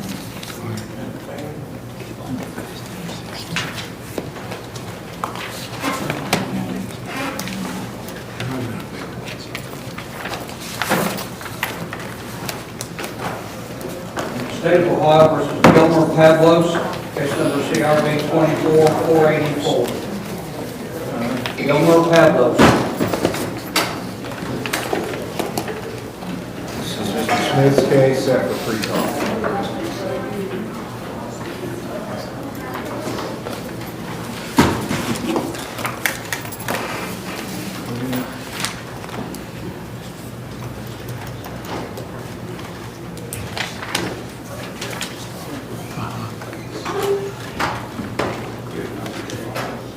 Is Angela Pablos here?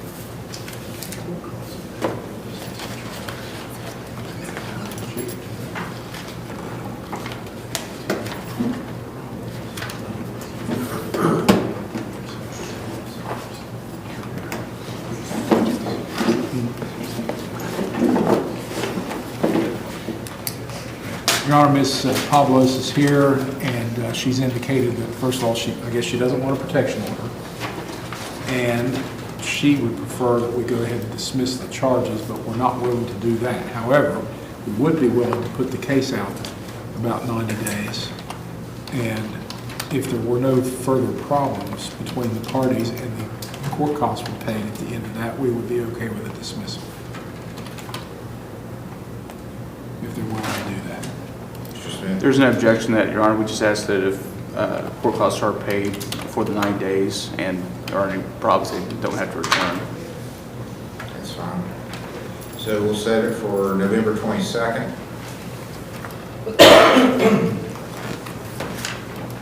Costs are paid, and there's no further problems, no appearance required.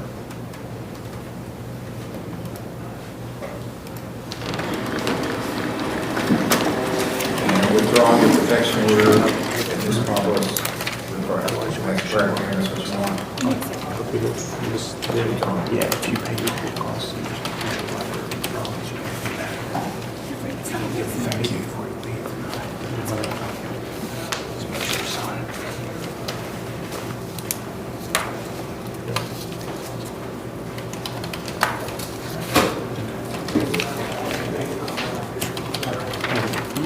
State of Ohio versus Vicky Scarberry, case number TRC 241272, A and B. Vicky Scarberry.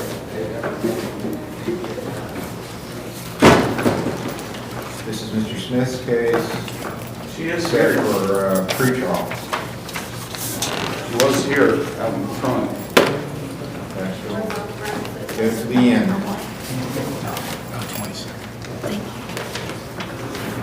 State of Ohio versus Angela Himlet, case number CRA 24509. Your Honor, she has been picked up from the jail. Okay, Angela Himlip was on an extradition to Boyd County. She's been picked up, transported to Boyd County. Says dismissed.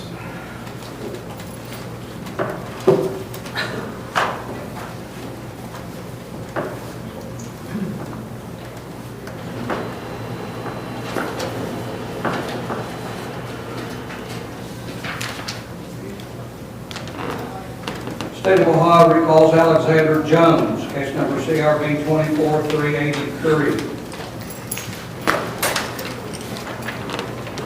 This is Mr. Stratton's case. Yes, Your Honor. Mr. Jones has been out of town working. So he just got back into town, so he appeared today. And he's at RRS. I have a report from them August 14th.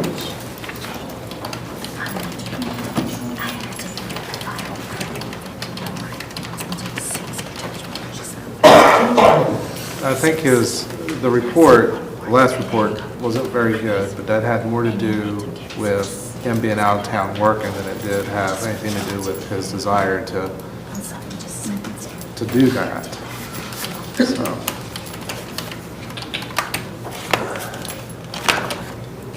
How's the state going to proceed on this? This was initially said, I believe, to the 19th. He wasn't here then, so came in today. I don't know, you may not even have your file. We don't have the file. I do have some notes, and I'm trying to remember.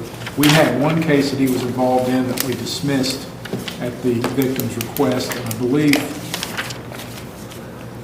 yes, you dismissed the assault. yeah, and we've got a pending case though, right? Yeah, they were talking about doing a 90-day And that's what- dismissal on that and seeking, going to RRS. So we're okay for him to continue back at RRS and revisit this at a later date with a time waiver and go from there.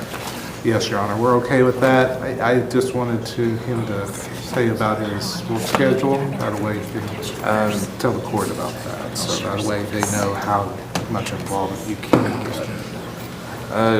I know that when we leave out of town, we won't be back until like when we work for the fairs.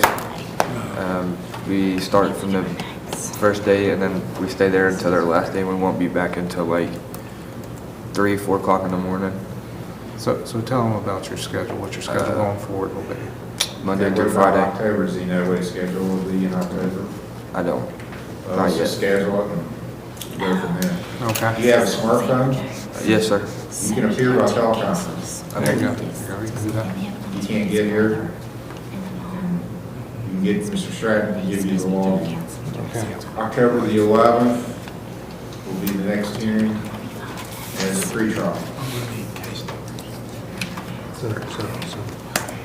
And your order to continue with RRS. Okay, yes. Thank you. You're welcome. Talk to him.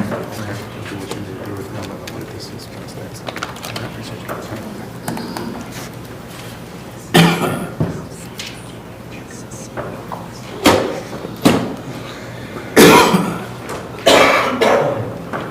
State of Ohio recalls Garrett Sickle, case number CRB 24433. That's all it is, Your Honor. It's just run a little bit late today. Just the, yeah. We need the case number. Here it is.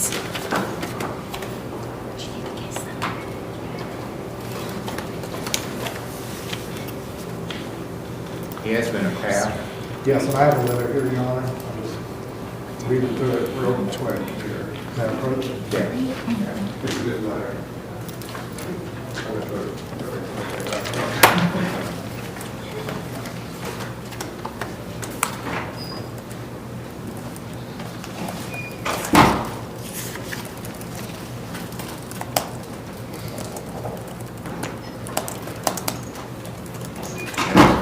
Investigator report.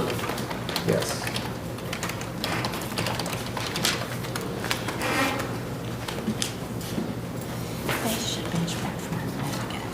Just as we continue, Your Honor, maybe set it out of Okay. September. September.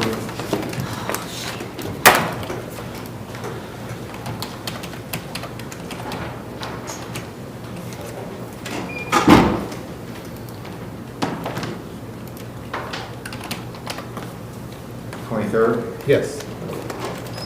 September 23rd? 10 o'clock, September 23rd. Right there, what's up? Thanks, sir. State of Ohio versus Larry Ferris, case number CRB 24291. Larry Ferris. Mr. Steyer's case, brief. Your Honor, we have I'm really not sure where we can land on this. I've discussed the matter with Mr. Hill. This case, I believe, was properly filed as an MM, not as an M4. However, that's how it's been filed, so that's obviously how we're proceeding for the moment. But the state has presented a restitution figure of $800 some, $848, and Mr. Ferris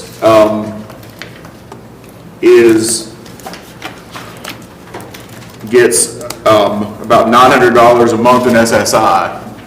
So the chance of meeting that restitution anytime soon is pretty slim. However, if the state would want to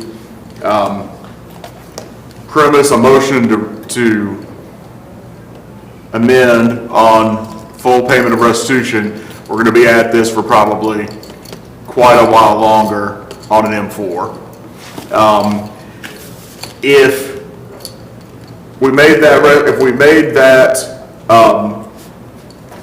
the state made that motion now, talk to Mr. Ferris, he'd be willing to plead to the MM.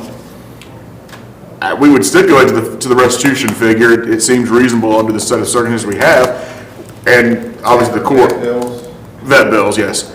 And if the court were to order that restitution, I mean, the state would need to understand, and I guess make the victim understand that that's something that may be paid over time or may not, but it's a minor misdemeanor, so I don't know that with a $941 a month income of SSI, I don't believe that can be attached. And I think it would be difficult for the court to find that he's not, that even if it's paid very, very slowly, that's just going to be how it happens. So I don't know where the state lands at this point and what we want to do. You can't jail anybody for non-payment unless it's willful. Exactly, and with his income being what it is, I think that would be a difficult showing to make. $941 a month, you can do well to cover your own living expenses with that. Well, thankfully, it's only $848 a month. Well, so if he can live for $60 for a month, I guess you're in good shape. Mr. Ferris's dog killed a cat, but before the cat died, it was, had to go to the vet, and they tried to save its life. That's where the vet bill comes from. It is, I mean, it's a minor misdemeanor. There's not an enhancement above an MM for killing a cat. If you kill a dog, if the dog kills a dog, that raises the cats don't get the same kind of respect. Isn't that some sort of equal protection violation? Well, if the cat lobby were stronger, they might get that, but I don't know, I think I see as many or more cat views, maybe it's me. I think the law recognizes the natural rivalry maybe between Seems cats like and cats are winning. Cats, I wouldn't mess with a cat. I can tell you that. So, yeah, we want the restitution. If he has to pay a little bit each month, then that's what we would ask for. Okay, so you're okay with, because it's filed as an M4, you're okay with amending it to an MM? Yes, and that's what it rightfully is. Okay, so it'll be amended to a minor misdemeanor, not a fourth degree misdemeanor. It's my understanding from that, Mr. Ferris has changed his plea to guilty. Yes, Your Honor, and we haven't discussed penalty on this. I'm going to ask that since the amount of I'm sorry, since the amount of the restitution, which we are going to stipulate to, is so high that it would be more helpful to the victim to not place a fine, or at least to place a suspended fine on Mr. Ferris, so that whatever payments he can make could go toward restitution. Okay, and give me the restitution figure again, $848. and that's payable to who? Ruth McCoy. McCoy. P.O. Box 392, Proctorville. State taking a position on the fine? Well, we agree that the primary concern we have is the vet bill. So we would ask for that to be suspended on the condition that he make the restitution payment. Whatever you can make, you gotta make it every month. Just come down here and make the payment. Okay, I'll impose $100 fine. Well, let me ask you, I need to ask you this, Mr. Ferris. Do you agree with what your lawyer's represented? Yeah. And you have a right to make a statement if you want. Do you have anything you want to say? All right, $100 fine, I'll suspend that on the condition he makes regular restitution payments. Restitution is $848 total to Ruth McCoy for vet bills. Order of costs be paid. Set up level 5 probation. Review hearing, first one we'll make in October the 18th. Be his first review hearing at 9 a.m. So we'll expect a payment by then. How many years for probation? 2 years. You gotta come back on that day if you haven't paid it all off, which I'm assuming you won't have. So come back on that date, make sure you've made a payment by then, okay? See Mr. Major before you leave and get your paperwork. Okay, so he's in the clerk's office today, so just step out and go to the right. Hi, just as soon as I go to the bank, I'll come down here and pay, and $800 for this can stop. Okay, well, you could do that if you'd like. Pay it off. Yeah, I'll just pay it off. Okay. Okay, see the clerk to do that. But still need to go out. And the clerk will pay for this boy. Well, thank you. Thank you. And on that other matter, Your Honor, Mr. Severance that we talked about, Yes. I looked at my records. Apparently, that was a much older case than I realized. It was a 2019 case, and I guess that's just the form I had been using most recently, so it was not, I don't have any current information on Mr. Severance. I apologize. All right, Mr. Severance was called, is it even the same person? I don't know that. I guess I could have probably figured that out from the clerks. They don't show the date of birth on the clerk's website. State of Ohio recalls Russell Severance.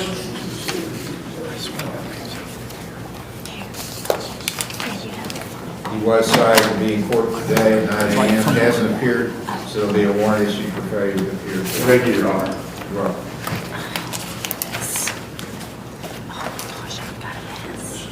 State of Ohio versus Monica Gibbs, case number CRA 24439.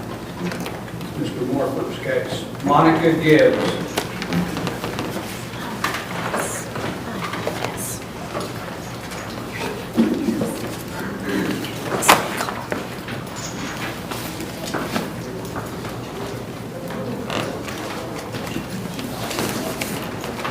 Mr. Morford's case, she was released to TTC. He's getting her right now, she's outside. Oh, okay. She was to go.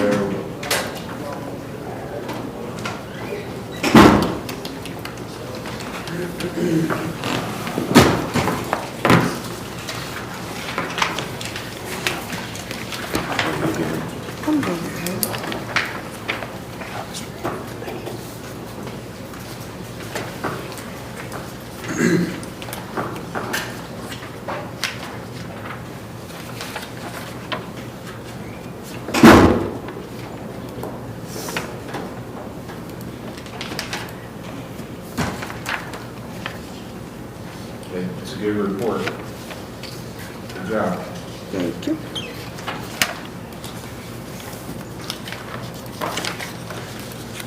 Is the state willing to keep the matter here, Yes, Your Honor.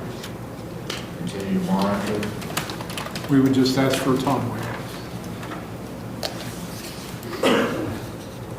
Mr. Morphy? That's good, that's Judge. Defendant waives time, set the next hearing for September 27th. 10 o'clock, September 27th.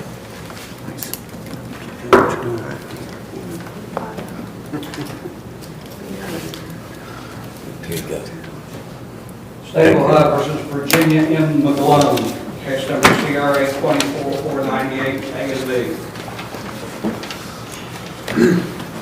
So, Your Honor, Ms. McGlone,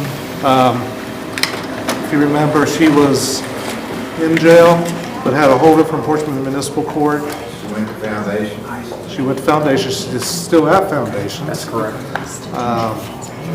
There was some issues with hometown. We're thinking beyond when she gets out of Foundations where she's going to go. And we were talking about hometown, but I guess she was an employee of hometown at one point.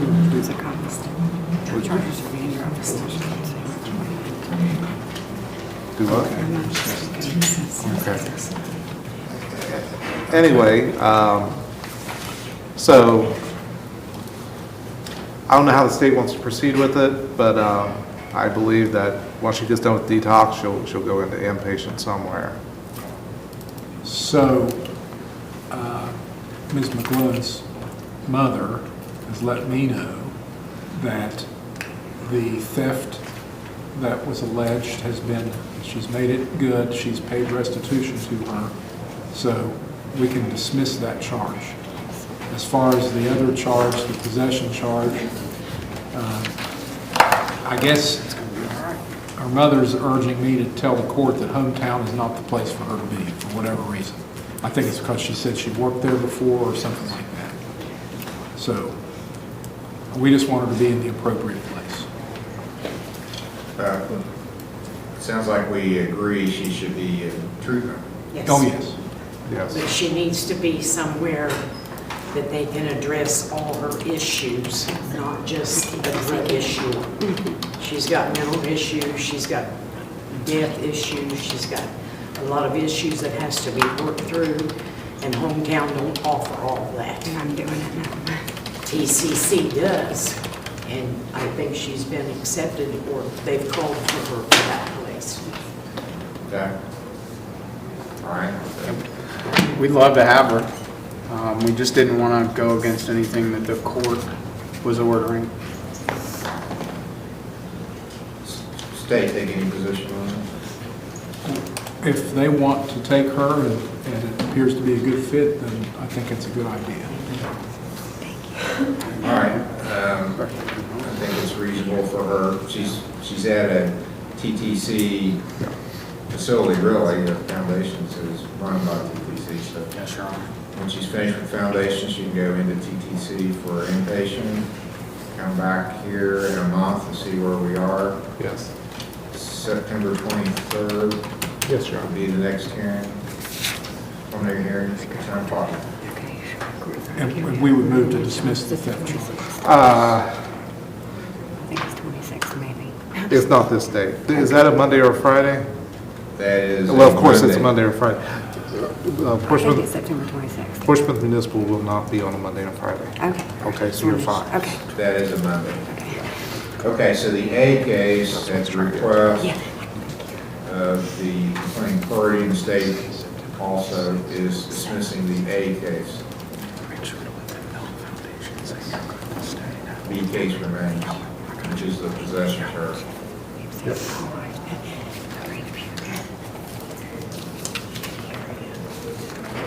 Yeah. All right, thank you, Hon. Stay where you're at. No. Oh, yeah, I'm not leaving, I'm nervous. You're okay, Thank but you're you. free to go from here. Thank you.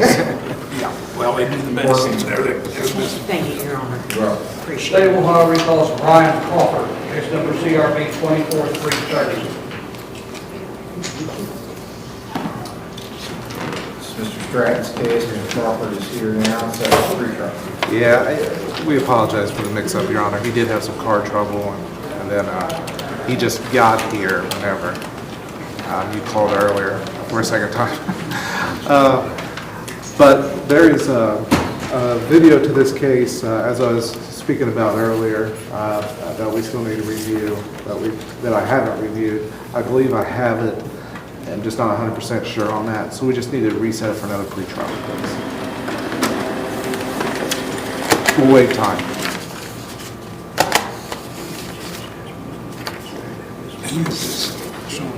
Brian Carter. Can we do that on the 3rd? I think you're already scheduled for that day. Yes, John, that's coming the 3rd. September 3rd, do the next one. 10 o'clock. Next week. Yeah, anytime next week. All right, you're good. Where you go? Yeah, thank you. Here, Sean.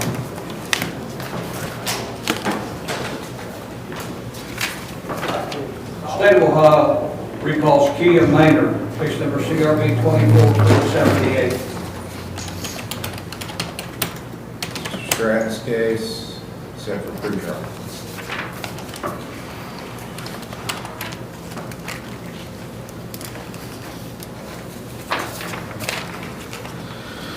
So, this is our first pretrial on this issue, Your Honor. It's another theft case that we need a video on. So, if we put that on the 3rd, we should have a video by then. This case will be continued to September 3rd for a pre-trial, 10 o'clock. After that video. All right.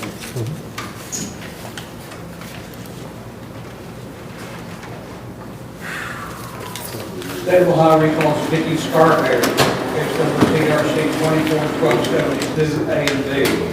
It's Tyler Smith's case.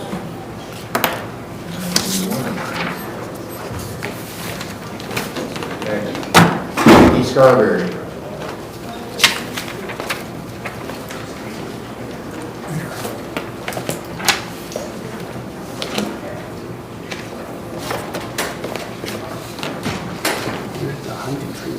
Yes, and they're faxing the paperwork right now. Okay. Guy, evidently she's at the Huntington Treatment And I Center. go through a woman's, the mommy program through Valley Health. Valley Health. Valley Health, I yeah. believe so, Your Honor.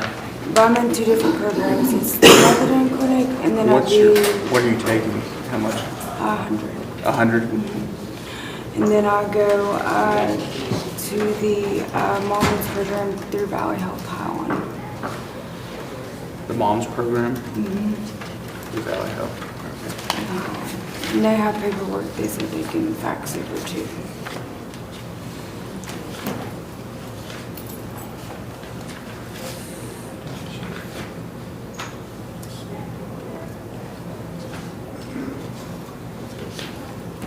Yeah.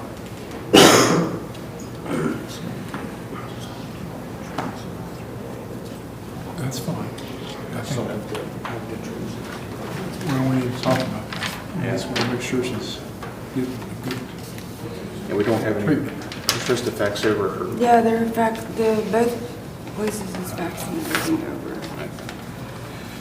Your Honor, this is I believe a first offense OBI, the refusal, and if you can read the narrative, you can see that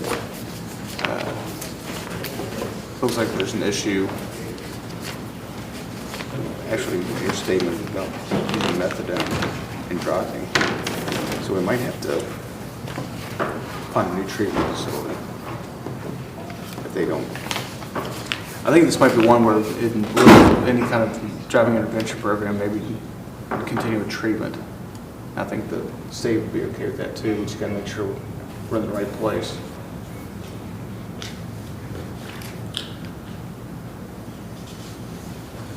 Well, I'm never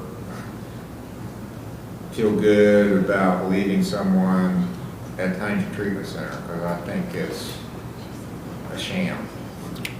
I don't think it's a treatment center at all. I can't disagree with that, Your Honor. This lady, from what I just read the narrative, it sounds to me like she passed out behind the wheel, and what she's taking is methadone.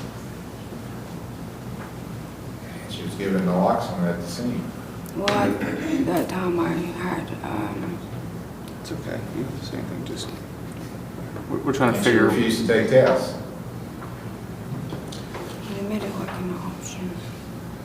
So I would want to see her get off methadone. If she wants to do medically assisted treatment, I'm okay with that, but I'm not okay with the facilities in our local area that are using methadone as the agonist. I don't think they are legit. And Your Honor, I'm aware that that's the court's viewpoint, and that's why I said maybe we should find appropriate place. And her levels, you said were 100 right now. I don't know how that affects I went who can down. take her. See, at the time, she told the officer then she was taking 90, so they've already raised her. She's gone up another 10 milligrams a day since June.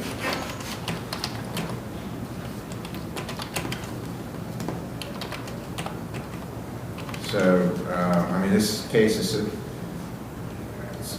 there going to be a plea? I mean, how are you going to handle? Well, I think, Your Honor, I probably will be. I think we also need to find a place that'll assess her and that could take her. Because I think it's where we're going to There's have to very go. few that want to deal with methadone. I know that's, She'd have to come down. I guess ODP is one, and the counseling center, I think. So am I not allowed to do an outpatient if I go to a different? I mean, it's whatever you assess for, but you have to get off the methadone.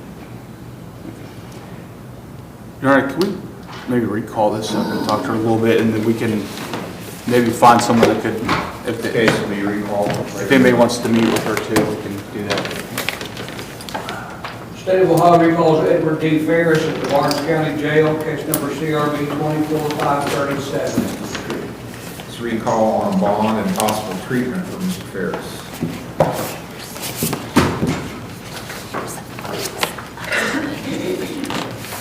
What have we figured out? Judge, Megan was able to get a phone number for Brighter Days. No answer. She was interviewed by Hometown. Hometown will take him. They think that he needs an ankle monitor. Yeah. Okay. All right, Mr. Ferris, are you agreeable to going to this other facility, Hometown Recovery Inpatient? And big if, also, proviso, is you have to have an ankle monitor, and that really ups the ante here as to what could happen to you if you fail. Yes, sir, Your Honor. I will comply with all orders of the court. I will comply with all orders, Your Honor. I promise you.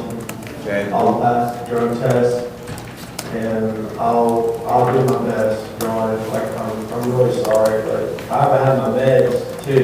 I haven't had my meds in almost 4 or 5 days. What are your meds? I'm on Remeron. Do you know Your Honor, do you know the place, it's in Chesapeake, it's called PATH Behavioral Health? Yes. That's where I go get my medicine from. And I'm on Remeron, Prozac, melatonin, fish oil vitamins, and a multivitamin, and Suboxone. Suboxone. Okay, and those are all things you can deal with? Yes. Do you want to convert this bond to a bond for treatment? Yeah, he's gonna get an OR bond. Now, here's the thing, the lawyers are cringing because they know what's coming next. I gotta give you the ankle monitor speech. So listen up, you're gonna tell me it's not a problem. There But, won't be no problem with being on the monitor, Your Honor. There won't be. so I don't even need to give you the speech, but the problem is, so listen. And listen carefully, because this is not just, this is serious business. And you're gonna say, you're gonna tell me there's no way you would do it, but the problem is, people do what I'm about to tell you. They get an ankle monitor placed. Not one person where you're sitting has ever said, Judge, when I get that ankle monitor off on my ankle, I'm just going to take off and then I'm going to cut it off. No one has ever said that. No one has told me that from the jail. But you know what? People have done it. And every one of those people that have done it are in prison right now. For the only reason of cutting the ankle monitor off. So that's why I'm telling you, this is serious business. So if you think I can't do this, I'm going to be really tempted to run, cut my ankle monitor off, you'd be better off just saying, Judge, don't put an ankle monitor on me. What if I got to stay in jail a while longer? That's what I need to do. Because we're not talking about staying in the county jail. We're talking about going with the big boys to prison for 3 years. Because the common pleas court, their adult probation, they put the ankle monitors on. And those cost about $2,000. When somebody cuts it off, it ruins the monitor. They get really mad about that. I mean, really mad.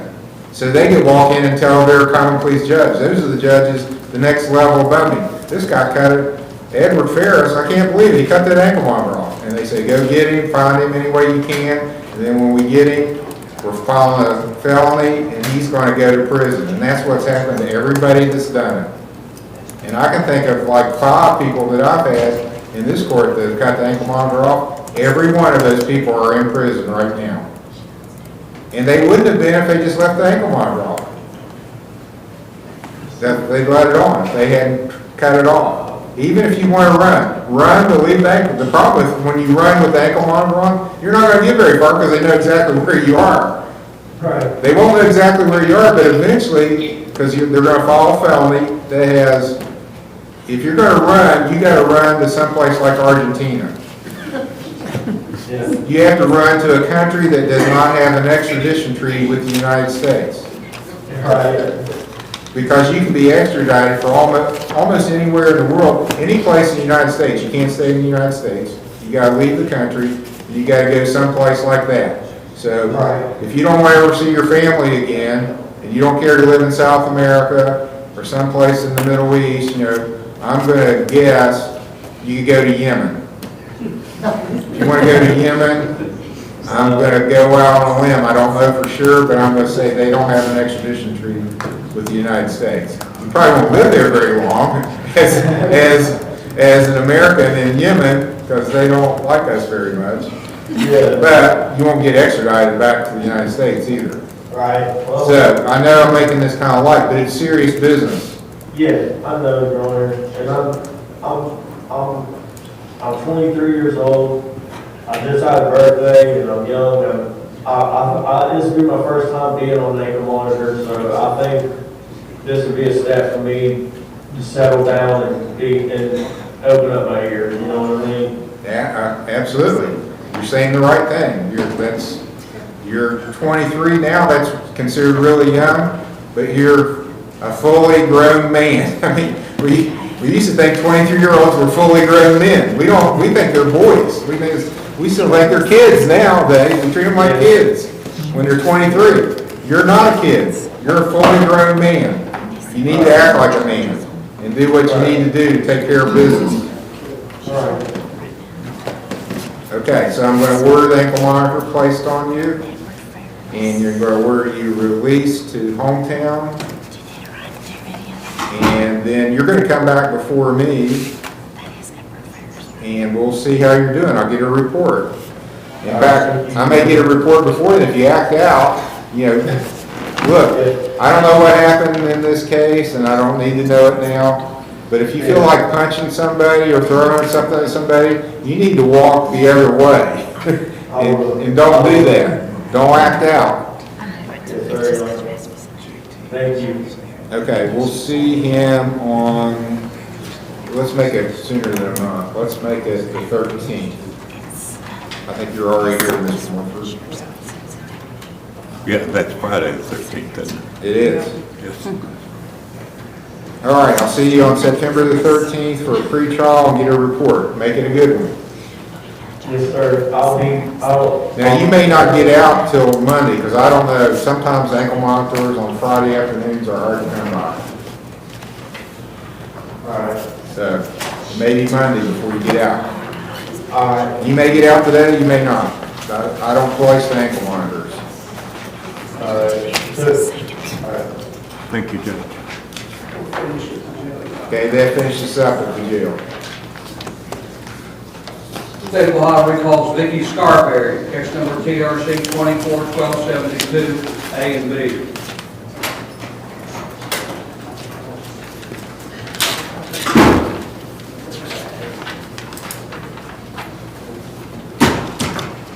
Okay, this is recall, talking about treatment, I assume. Your Honor, she was, I believe, Right here. I know, I Oh, was sorry. looking to see. She was going to talk with TCC. I think Yeah. one issue that she is 20 weeks pregnant, so it's finding her a place to go. Well, that's probably, they have some I know, I think that's why burdens for people. I need to see, am I allowed to do outpatient? That's up to them. I don't know. Okay. Yeah, I don't know. I know you have a job and stuff, but it's going to be based on what treatment you need. And she's, do you have Ohio or West Virginia Medicaid? It's West Virginia. So that's gonna be a problem too, isn't it? What about Project Code? I don't know if they take somebody with methadone. She's also. I mean, I have a, You're at the woman's place with Valley Health, and Yeah. they're prescribing you Subutex? too? no. Oh, I want to go there for Okay. extra classes. Okay. I don't know. She needs to go somewhere else, obviously. You can't take her with West Virginia Medicaid? I can't, and normal protocol for us with somebody who's pregnant on methadone would be to start at a hospital setting for detox anyway. Oh, wow. I've got a contact at Project Code that I could contact. So what happens with my kids? Whatever treatment facility you go to will help you situate as far as your children are concerned. They're not just going to leave your kids alone. They'll make sure. So you want me to contact Project Code and see if We need to find this. You can do HTC. I've never heard any of this. Huh? So is that, He can contact someone at Project Hope to try to get you. You're going to go through some kind of detox to get off. right? And that's what he was saying, but unfortunately, they can't take West Virginia Medicaid, so Project Hope can. Are you getting any prenatal care now? Mhm. Who's doing that? It's a Valley Health. I go through a woman's place for that. At Valley Health, they have. Yeah. And they're aware that you're taking methadone? Like I'm fine with coming off the methadone. It's just I need to try to be able to work and my kids. I don't know. And are you taking 90 or 100? It's 100.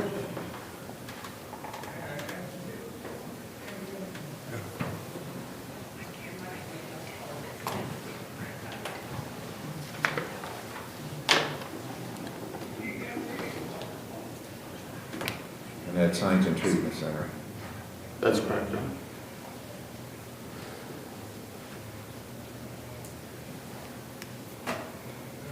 Prenatals through Valley Health?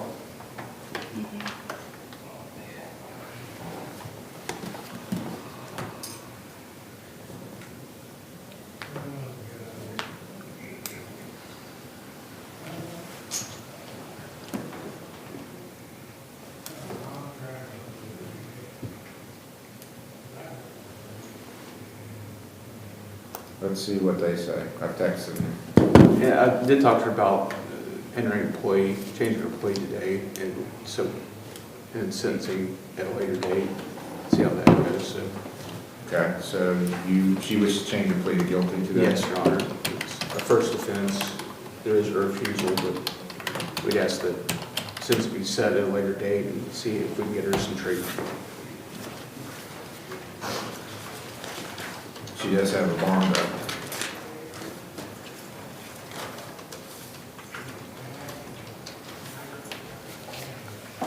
Well, why don't we wait, let me see what, usually they're pretty good about responding to my text, so why don't we wait a little while and see what we We get also from have them. Renaissance. So I'll recall. All right, thank you. State of Ohio versus Charles Fricky, case number TRC 241281, A and B, CRA 24390.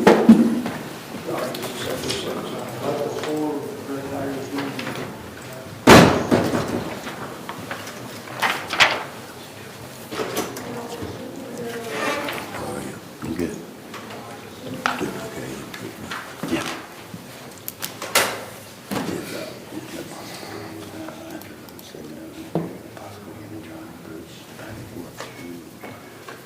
And to treatment and meetings, I guess.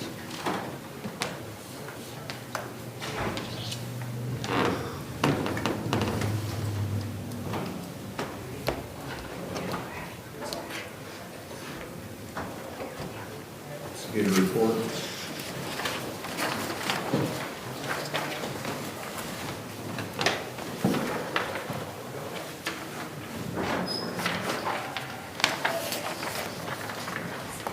Start.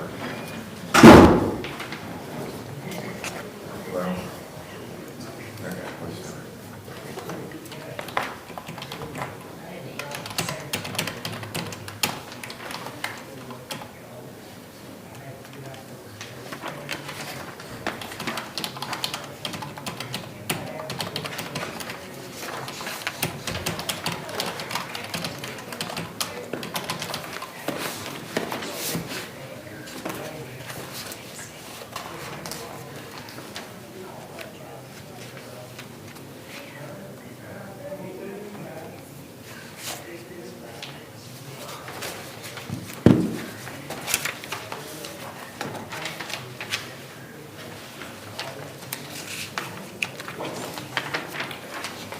All right, so there's been a guilty plea entered, delayed sentencing, he's in treatment. Got a good report.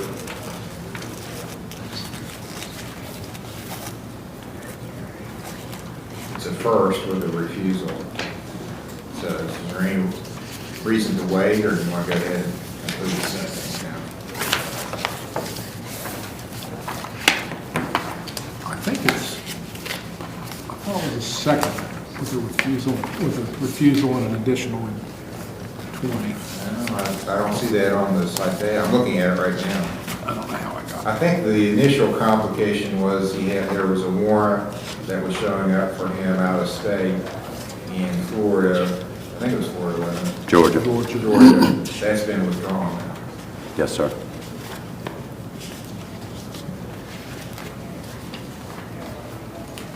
Right, I don't know how I got that, but that being, we wanted him to do treatment anyway, and we were willing to offer a favorable recommendation if he does well in treatment, which he is doing. Mr. Moore. Judge, we've asked you to impose a minimum. He has taken the bull by the horns and seems to have overcome his substance use disorder and is well on the way to sobriety. He would also ask you for, if he's still suspended, he would like to have a permit to drive to and from work and treatment. Anything you wish to say, Mr. Fricky? Well, yeah, I would like to say that I apologize to the community. I got a chance at the driving course that I attended with Michelle.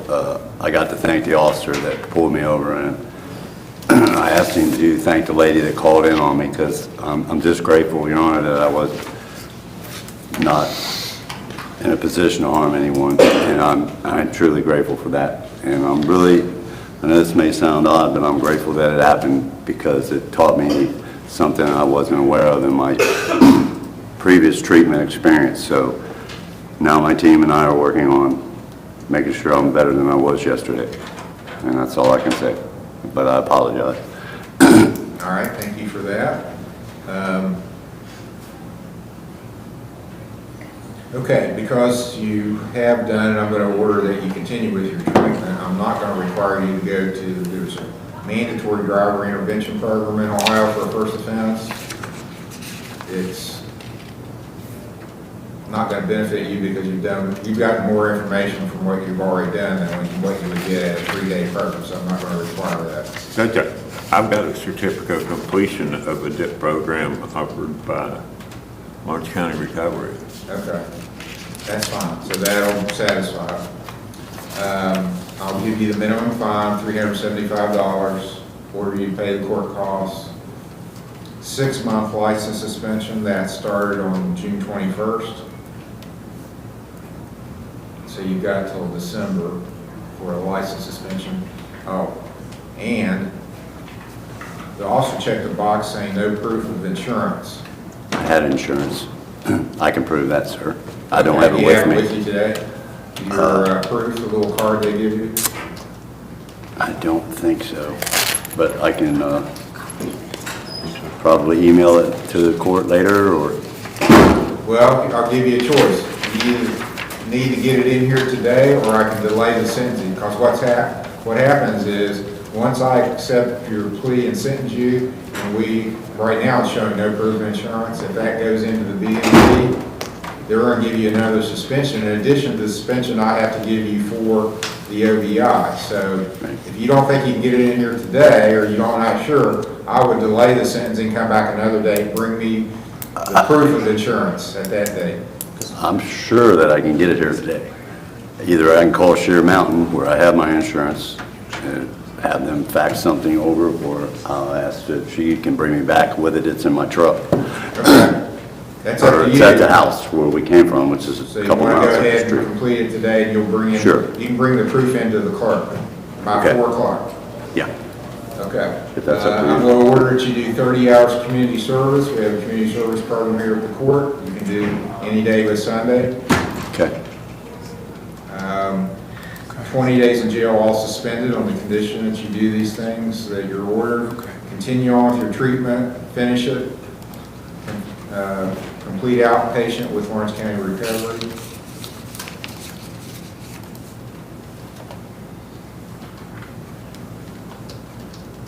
You can have a permit to drive for work, any employment, treatment, coming to court, doing community service, anything else you need to drive for. Not particularly anything I can think of. Okay. That's about all I do anyway. I mean, meetings, AA meetings, That'll be possibly. treatment. Yeah. Here's the main thing, don't get pulled over. It's pretty easy to do. Just follow the traffic laws, and one that's, at least half the people do not use their turn signal. Use your turn signal. That's the reason to get pulled over, not using your turn signal. And then once you get pulled over, then you got an issue, you got to explain, why am I driving? You never get pulled over, you don't have to do any explaining. Very true. Left to center, $10 fine.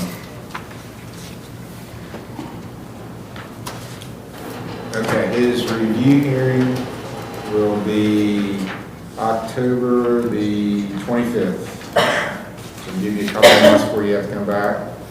What I will be mostly checking for then, what you're doing in treatment, have you done any community service, paid anything on your fine? I'll try to get it done as soon as. See Mr. Major before you leave, he's your probation officer. I have one question.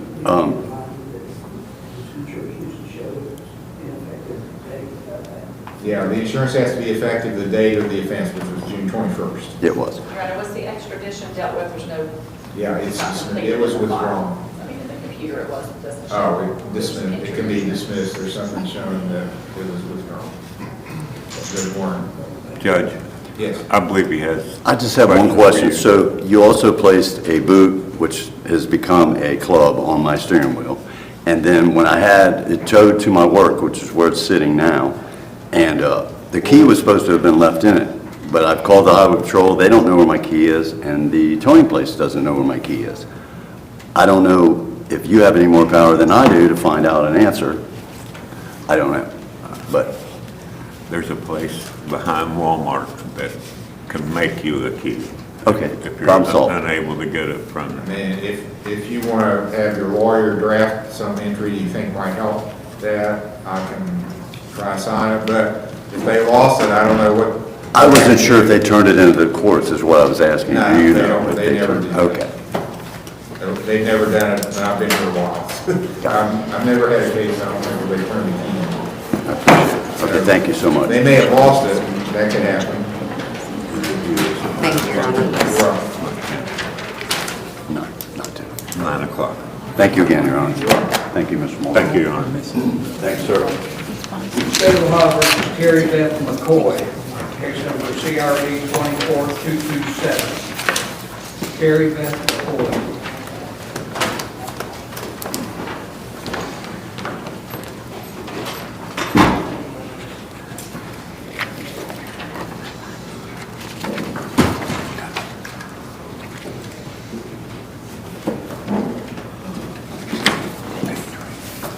I'm doing good. I just wish you would let me do outpatients. It's not saturated. They spend 90 days trying to go to facilities, so I mean, I'll do outpatients. I'm more than willing to shop every day.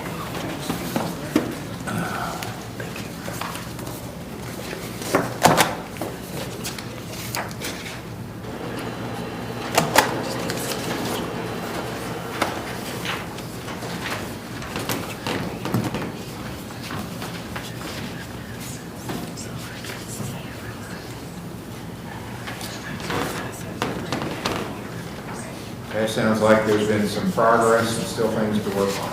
Yes, she's made a lot of progress. Okay, very good. Who was it that said, I want to get a little bit better every day? Was that the last gentleman? I mean, that's what you gotta do. Try to get a little bit better. I'm trying. Okay. Okay, you're making progress. Thank you. And she still have her monitor on? Yeah. She does. And, Not yet. okay. All right. I just can't go across Kentucky for my medical or nothing, so I think they're asking Dusty, and she said I could, right? I think we can put it on her schedule. Okay.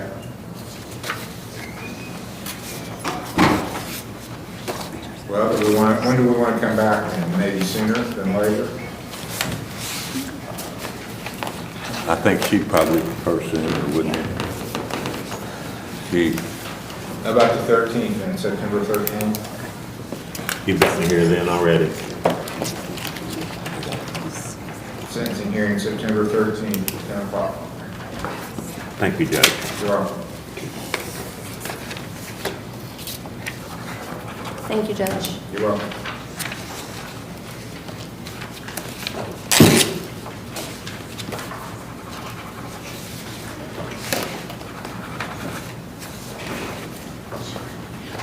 State of Ohio versus Brian Montroso, case number CRB 24499, A, B, and C, CRB 1733, CRB 15543, CRB 14593.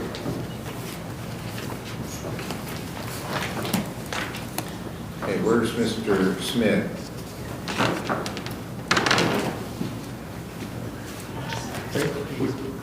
Terry's, or Tyler Smith. I'm sending you a copy of my text to Project Hope and their response, which is hopeful. Okay. It's got a phone number she needs to call.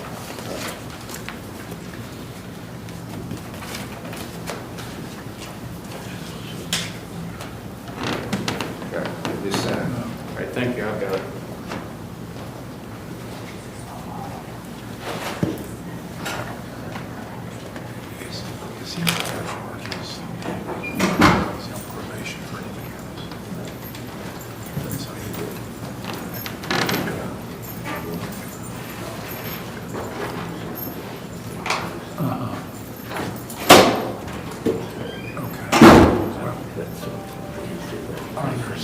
Are there substantive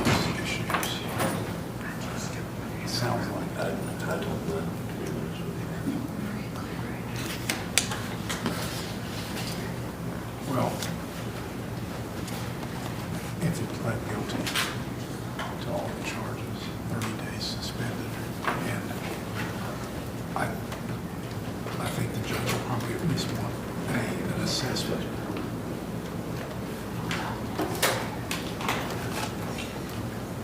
Plead guilty of all this. 30 days suspended and be assessed for substance abuse problem, any kind of drug problem, or alcohol problem. If you have one of those, then he would order you to treat him. If you don't, he says no. Okay. Substance use issues. Okay. I don't have a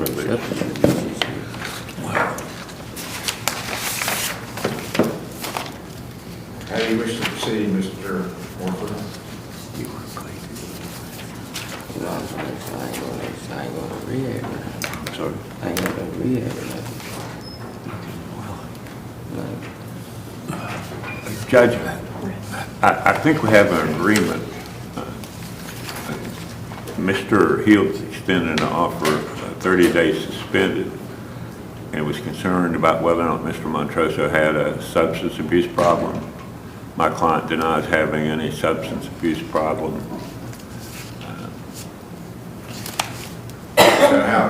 So you don't have an agreement, do you? Or- Maybe we could have him assessed. Take a urine Recall screen today?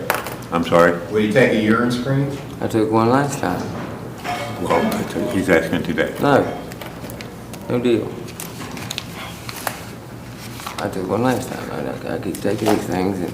Well, let's just set it for trial. Okay.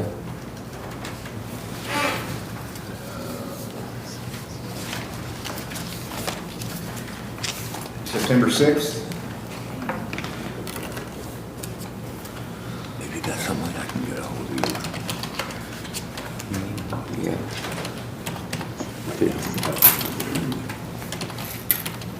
September 6th at noon for trial.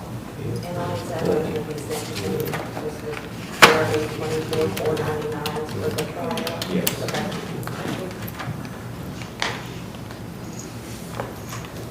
Okay. Mayor, Steve. That's a gentleman I met.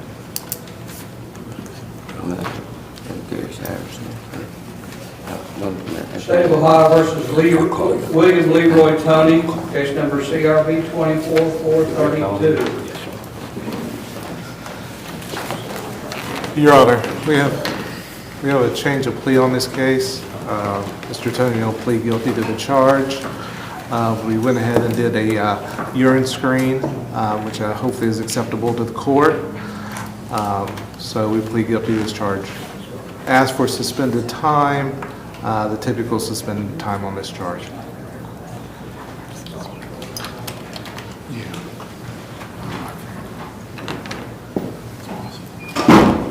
Well, he's got a good screen today, but his last screen in July was pretty bad.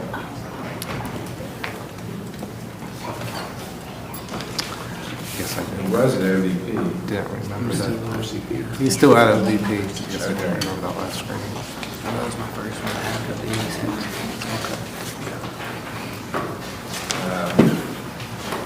Is Brianna still here?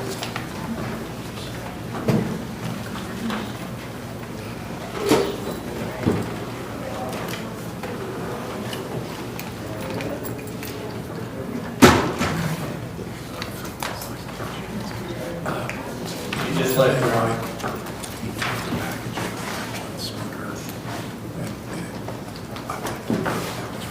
I go back to OVP Tuesday at 10. Tuesday at 10? He goes back, that's your next appointment is Tuesday. 3 weeks. Where are you going? OVP.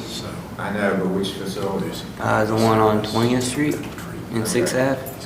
Well, here's what I'm gonna do. I'm gonna send them a copy of the screen that you did in July. Yeah, they have a copy of it already. You got it? Yeah, I think she was here when he did that. So, She is? yeah, she was aware of that. Well, I don't know that your counselor was. Yes. Because they put in a report that they're saying that they can't treat you for substances because you say they don't have a problem with it.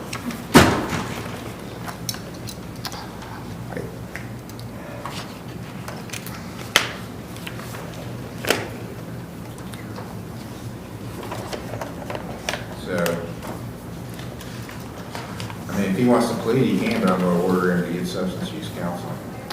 He's in it. That's what he's doing right now. He has Well, an that's not appointment. what the letter says. I know, I believe that he's in it now. I think we've went through this with that test on that day, Your Honor, that we had this come up before. And Well, I that, need something from them saying he's in substance use. yes. I mean, the last letter I've got dated July 23rd, and it says, I'm not gonna read the whole thing. Due to him self-reporting that, in quotation marks, I only smoke marijuana. I have never used heroin, opiates, or any other substance. So they say that they're only gonna counsel him for trauma and mental health. When I've got a screen dated July 12th that was positive for amphetamine, cocaine, methamphetamine, ecstasy, and THC. so, Your Honor, we can enter a plea today, set it for sentencing, get you that letter where he's doing now, and that way we'll have something on Agree file. with that? That suits us, Your Honor. Okay. All right, so the guilty plea today, delay sentencing, come back.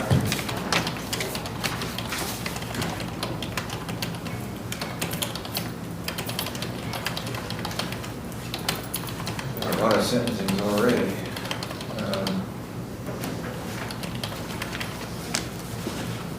Except on the 3rd, so I keep forgetting about September 3rd. You can get me a report by the 3rd. September. Yeah, I believe. And the third's my next appointment. Okay, September Oh, 3rd. wait, that's Not. Tuesday. Tuesday.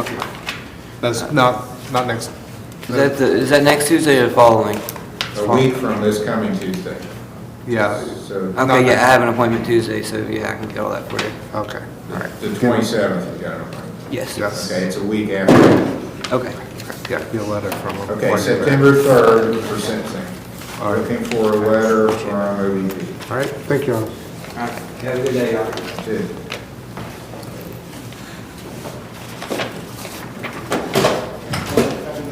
State of Ohio recalls Matthew Unger, case number CRB 21904. Your Honor, he's back in Holden.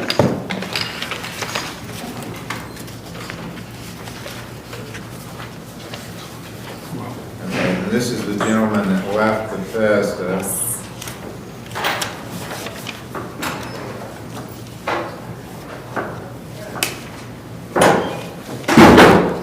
All right, Mr. Unger had left Bethesda, left against any advice of doing that, and went on his own to another facility. What says Bethesda?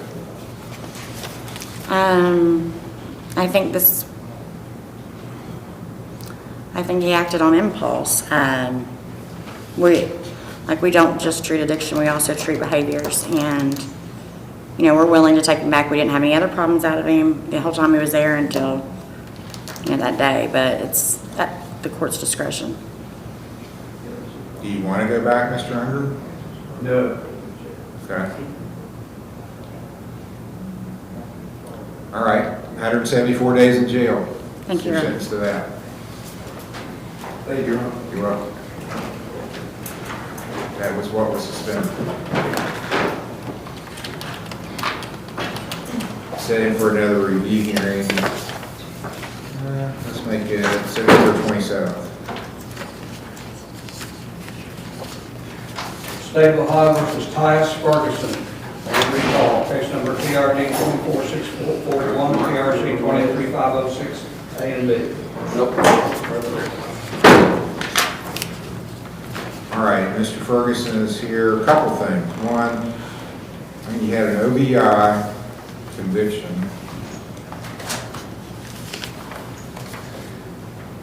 Excuse me. About a year ago, August 25th, 2023. Then you got driving under an OBI suspension, and that was May 13th.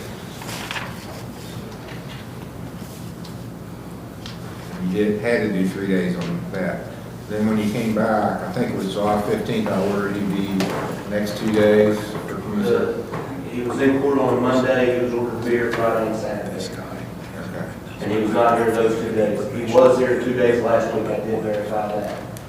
He did not come here and sign in, he went straight to Chesapeake and signed in. But they did verify he was there.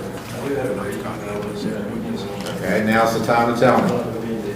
I take care of my grandma, and she fell that Thursday and broke her hip. So I had to call EMS. So now, well, she had to go to the hospital, obviously. She said now it's been over that weekend into the nursing home. Did you call anybody on that? I don't know why I didn't think that, I should have put that. Okay, you've done, I'm already scheduled for the driving class. so he's done a total of 3 days. 18 hours. Yeah, of 30. So it's not sterling performance, that's for sure. I was going to come back and we're looking back there.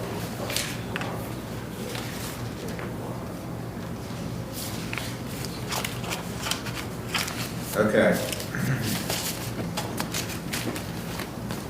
And I'm assuming you don't have any proof of this about your grandmother.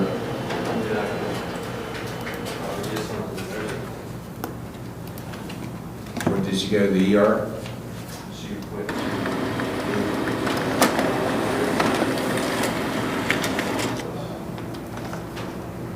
Okay. I want some proof. If you got proof, I won't give you any additional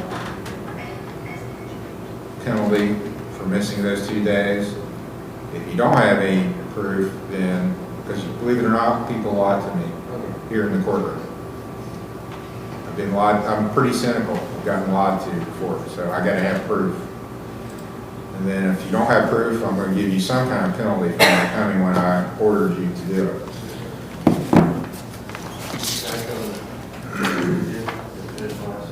Yeah, you can come any day and do community service. We'll let you do it anytime. Because you've got plenty left to do, and any extra you do goes on your fine. He won't be able to finish this weekend. Okay. Until he has 2 days left. He could. All right, let's, are you working? Yeah, Friday is better for me. I work Fridays with the other cops sometimes.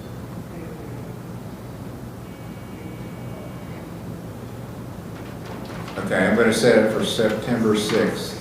So I'm not giving you a whole long time. September 6th will be your next hearing on proof of, you said she broke her hip? Yeah.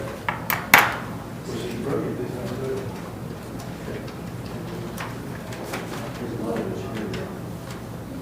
Okay, well, she served what I'm requiring. Your next hearing, September 6th, 9 o'clock.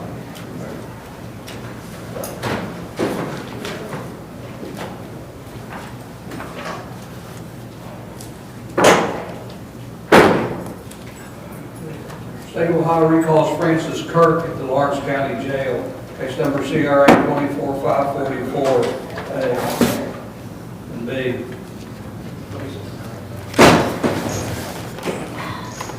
Oh, so this is a new charge.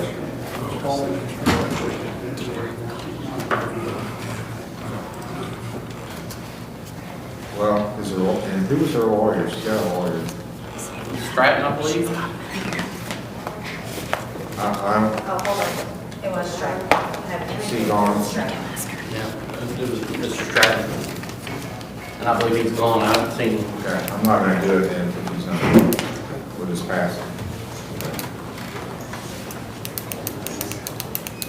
State of Ohio recalls Vicky Scarberry. Case number TRC 241272 A and B. Vicky Scarberry. And this is Mr. Smith's case.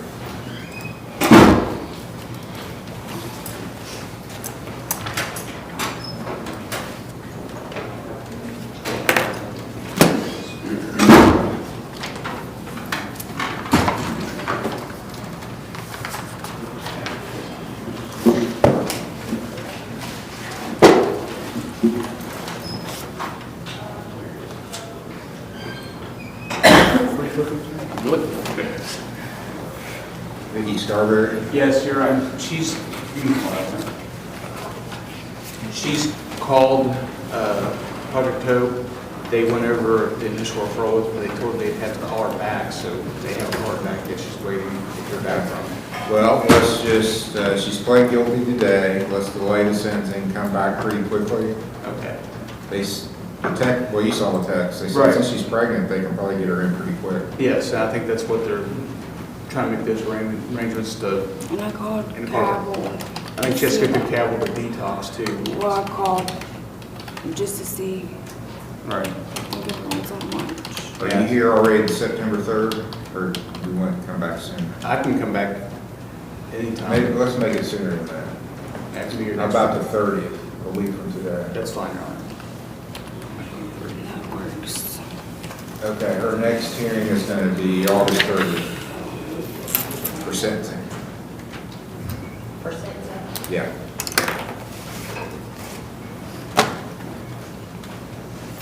So I need to make sure we're on this week. Yeah, they'll call you back, probably. So they want her to get off methadone too. Project Hope. That sounds, Sounds like I it. assume so. That's why they're calling her back. I think they're trying to figure out everything, so she's advised them about her situation and everything else, so I believe they're, Okay. once they do whatever they're doing, they said they'd call her back. We don't know if that's going to be today or when it'll be. It should be today. Okay, so hopefully we'll have that information when we come back next Friday, Okay, and she'll already be in treatment and doing what she needs to be doing. okay, good. All right, thank you. That's an excellent program. So if you can get in it, take it. Okay, thank you. Thank you, Your Honor. You're welcome. All right, court's adjourned.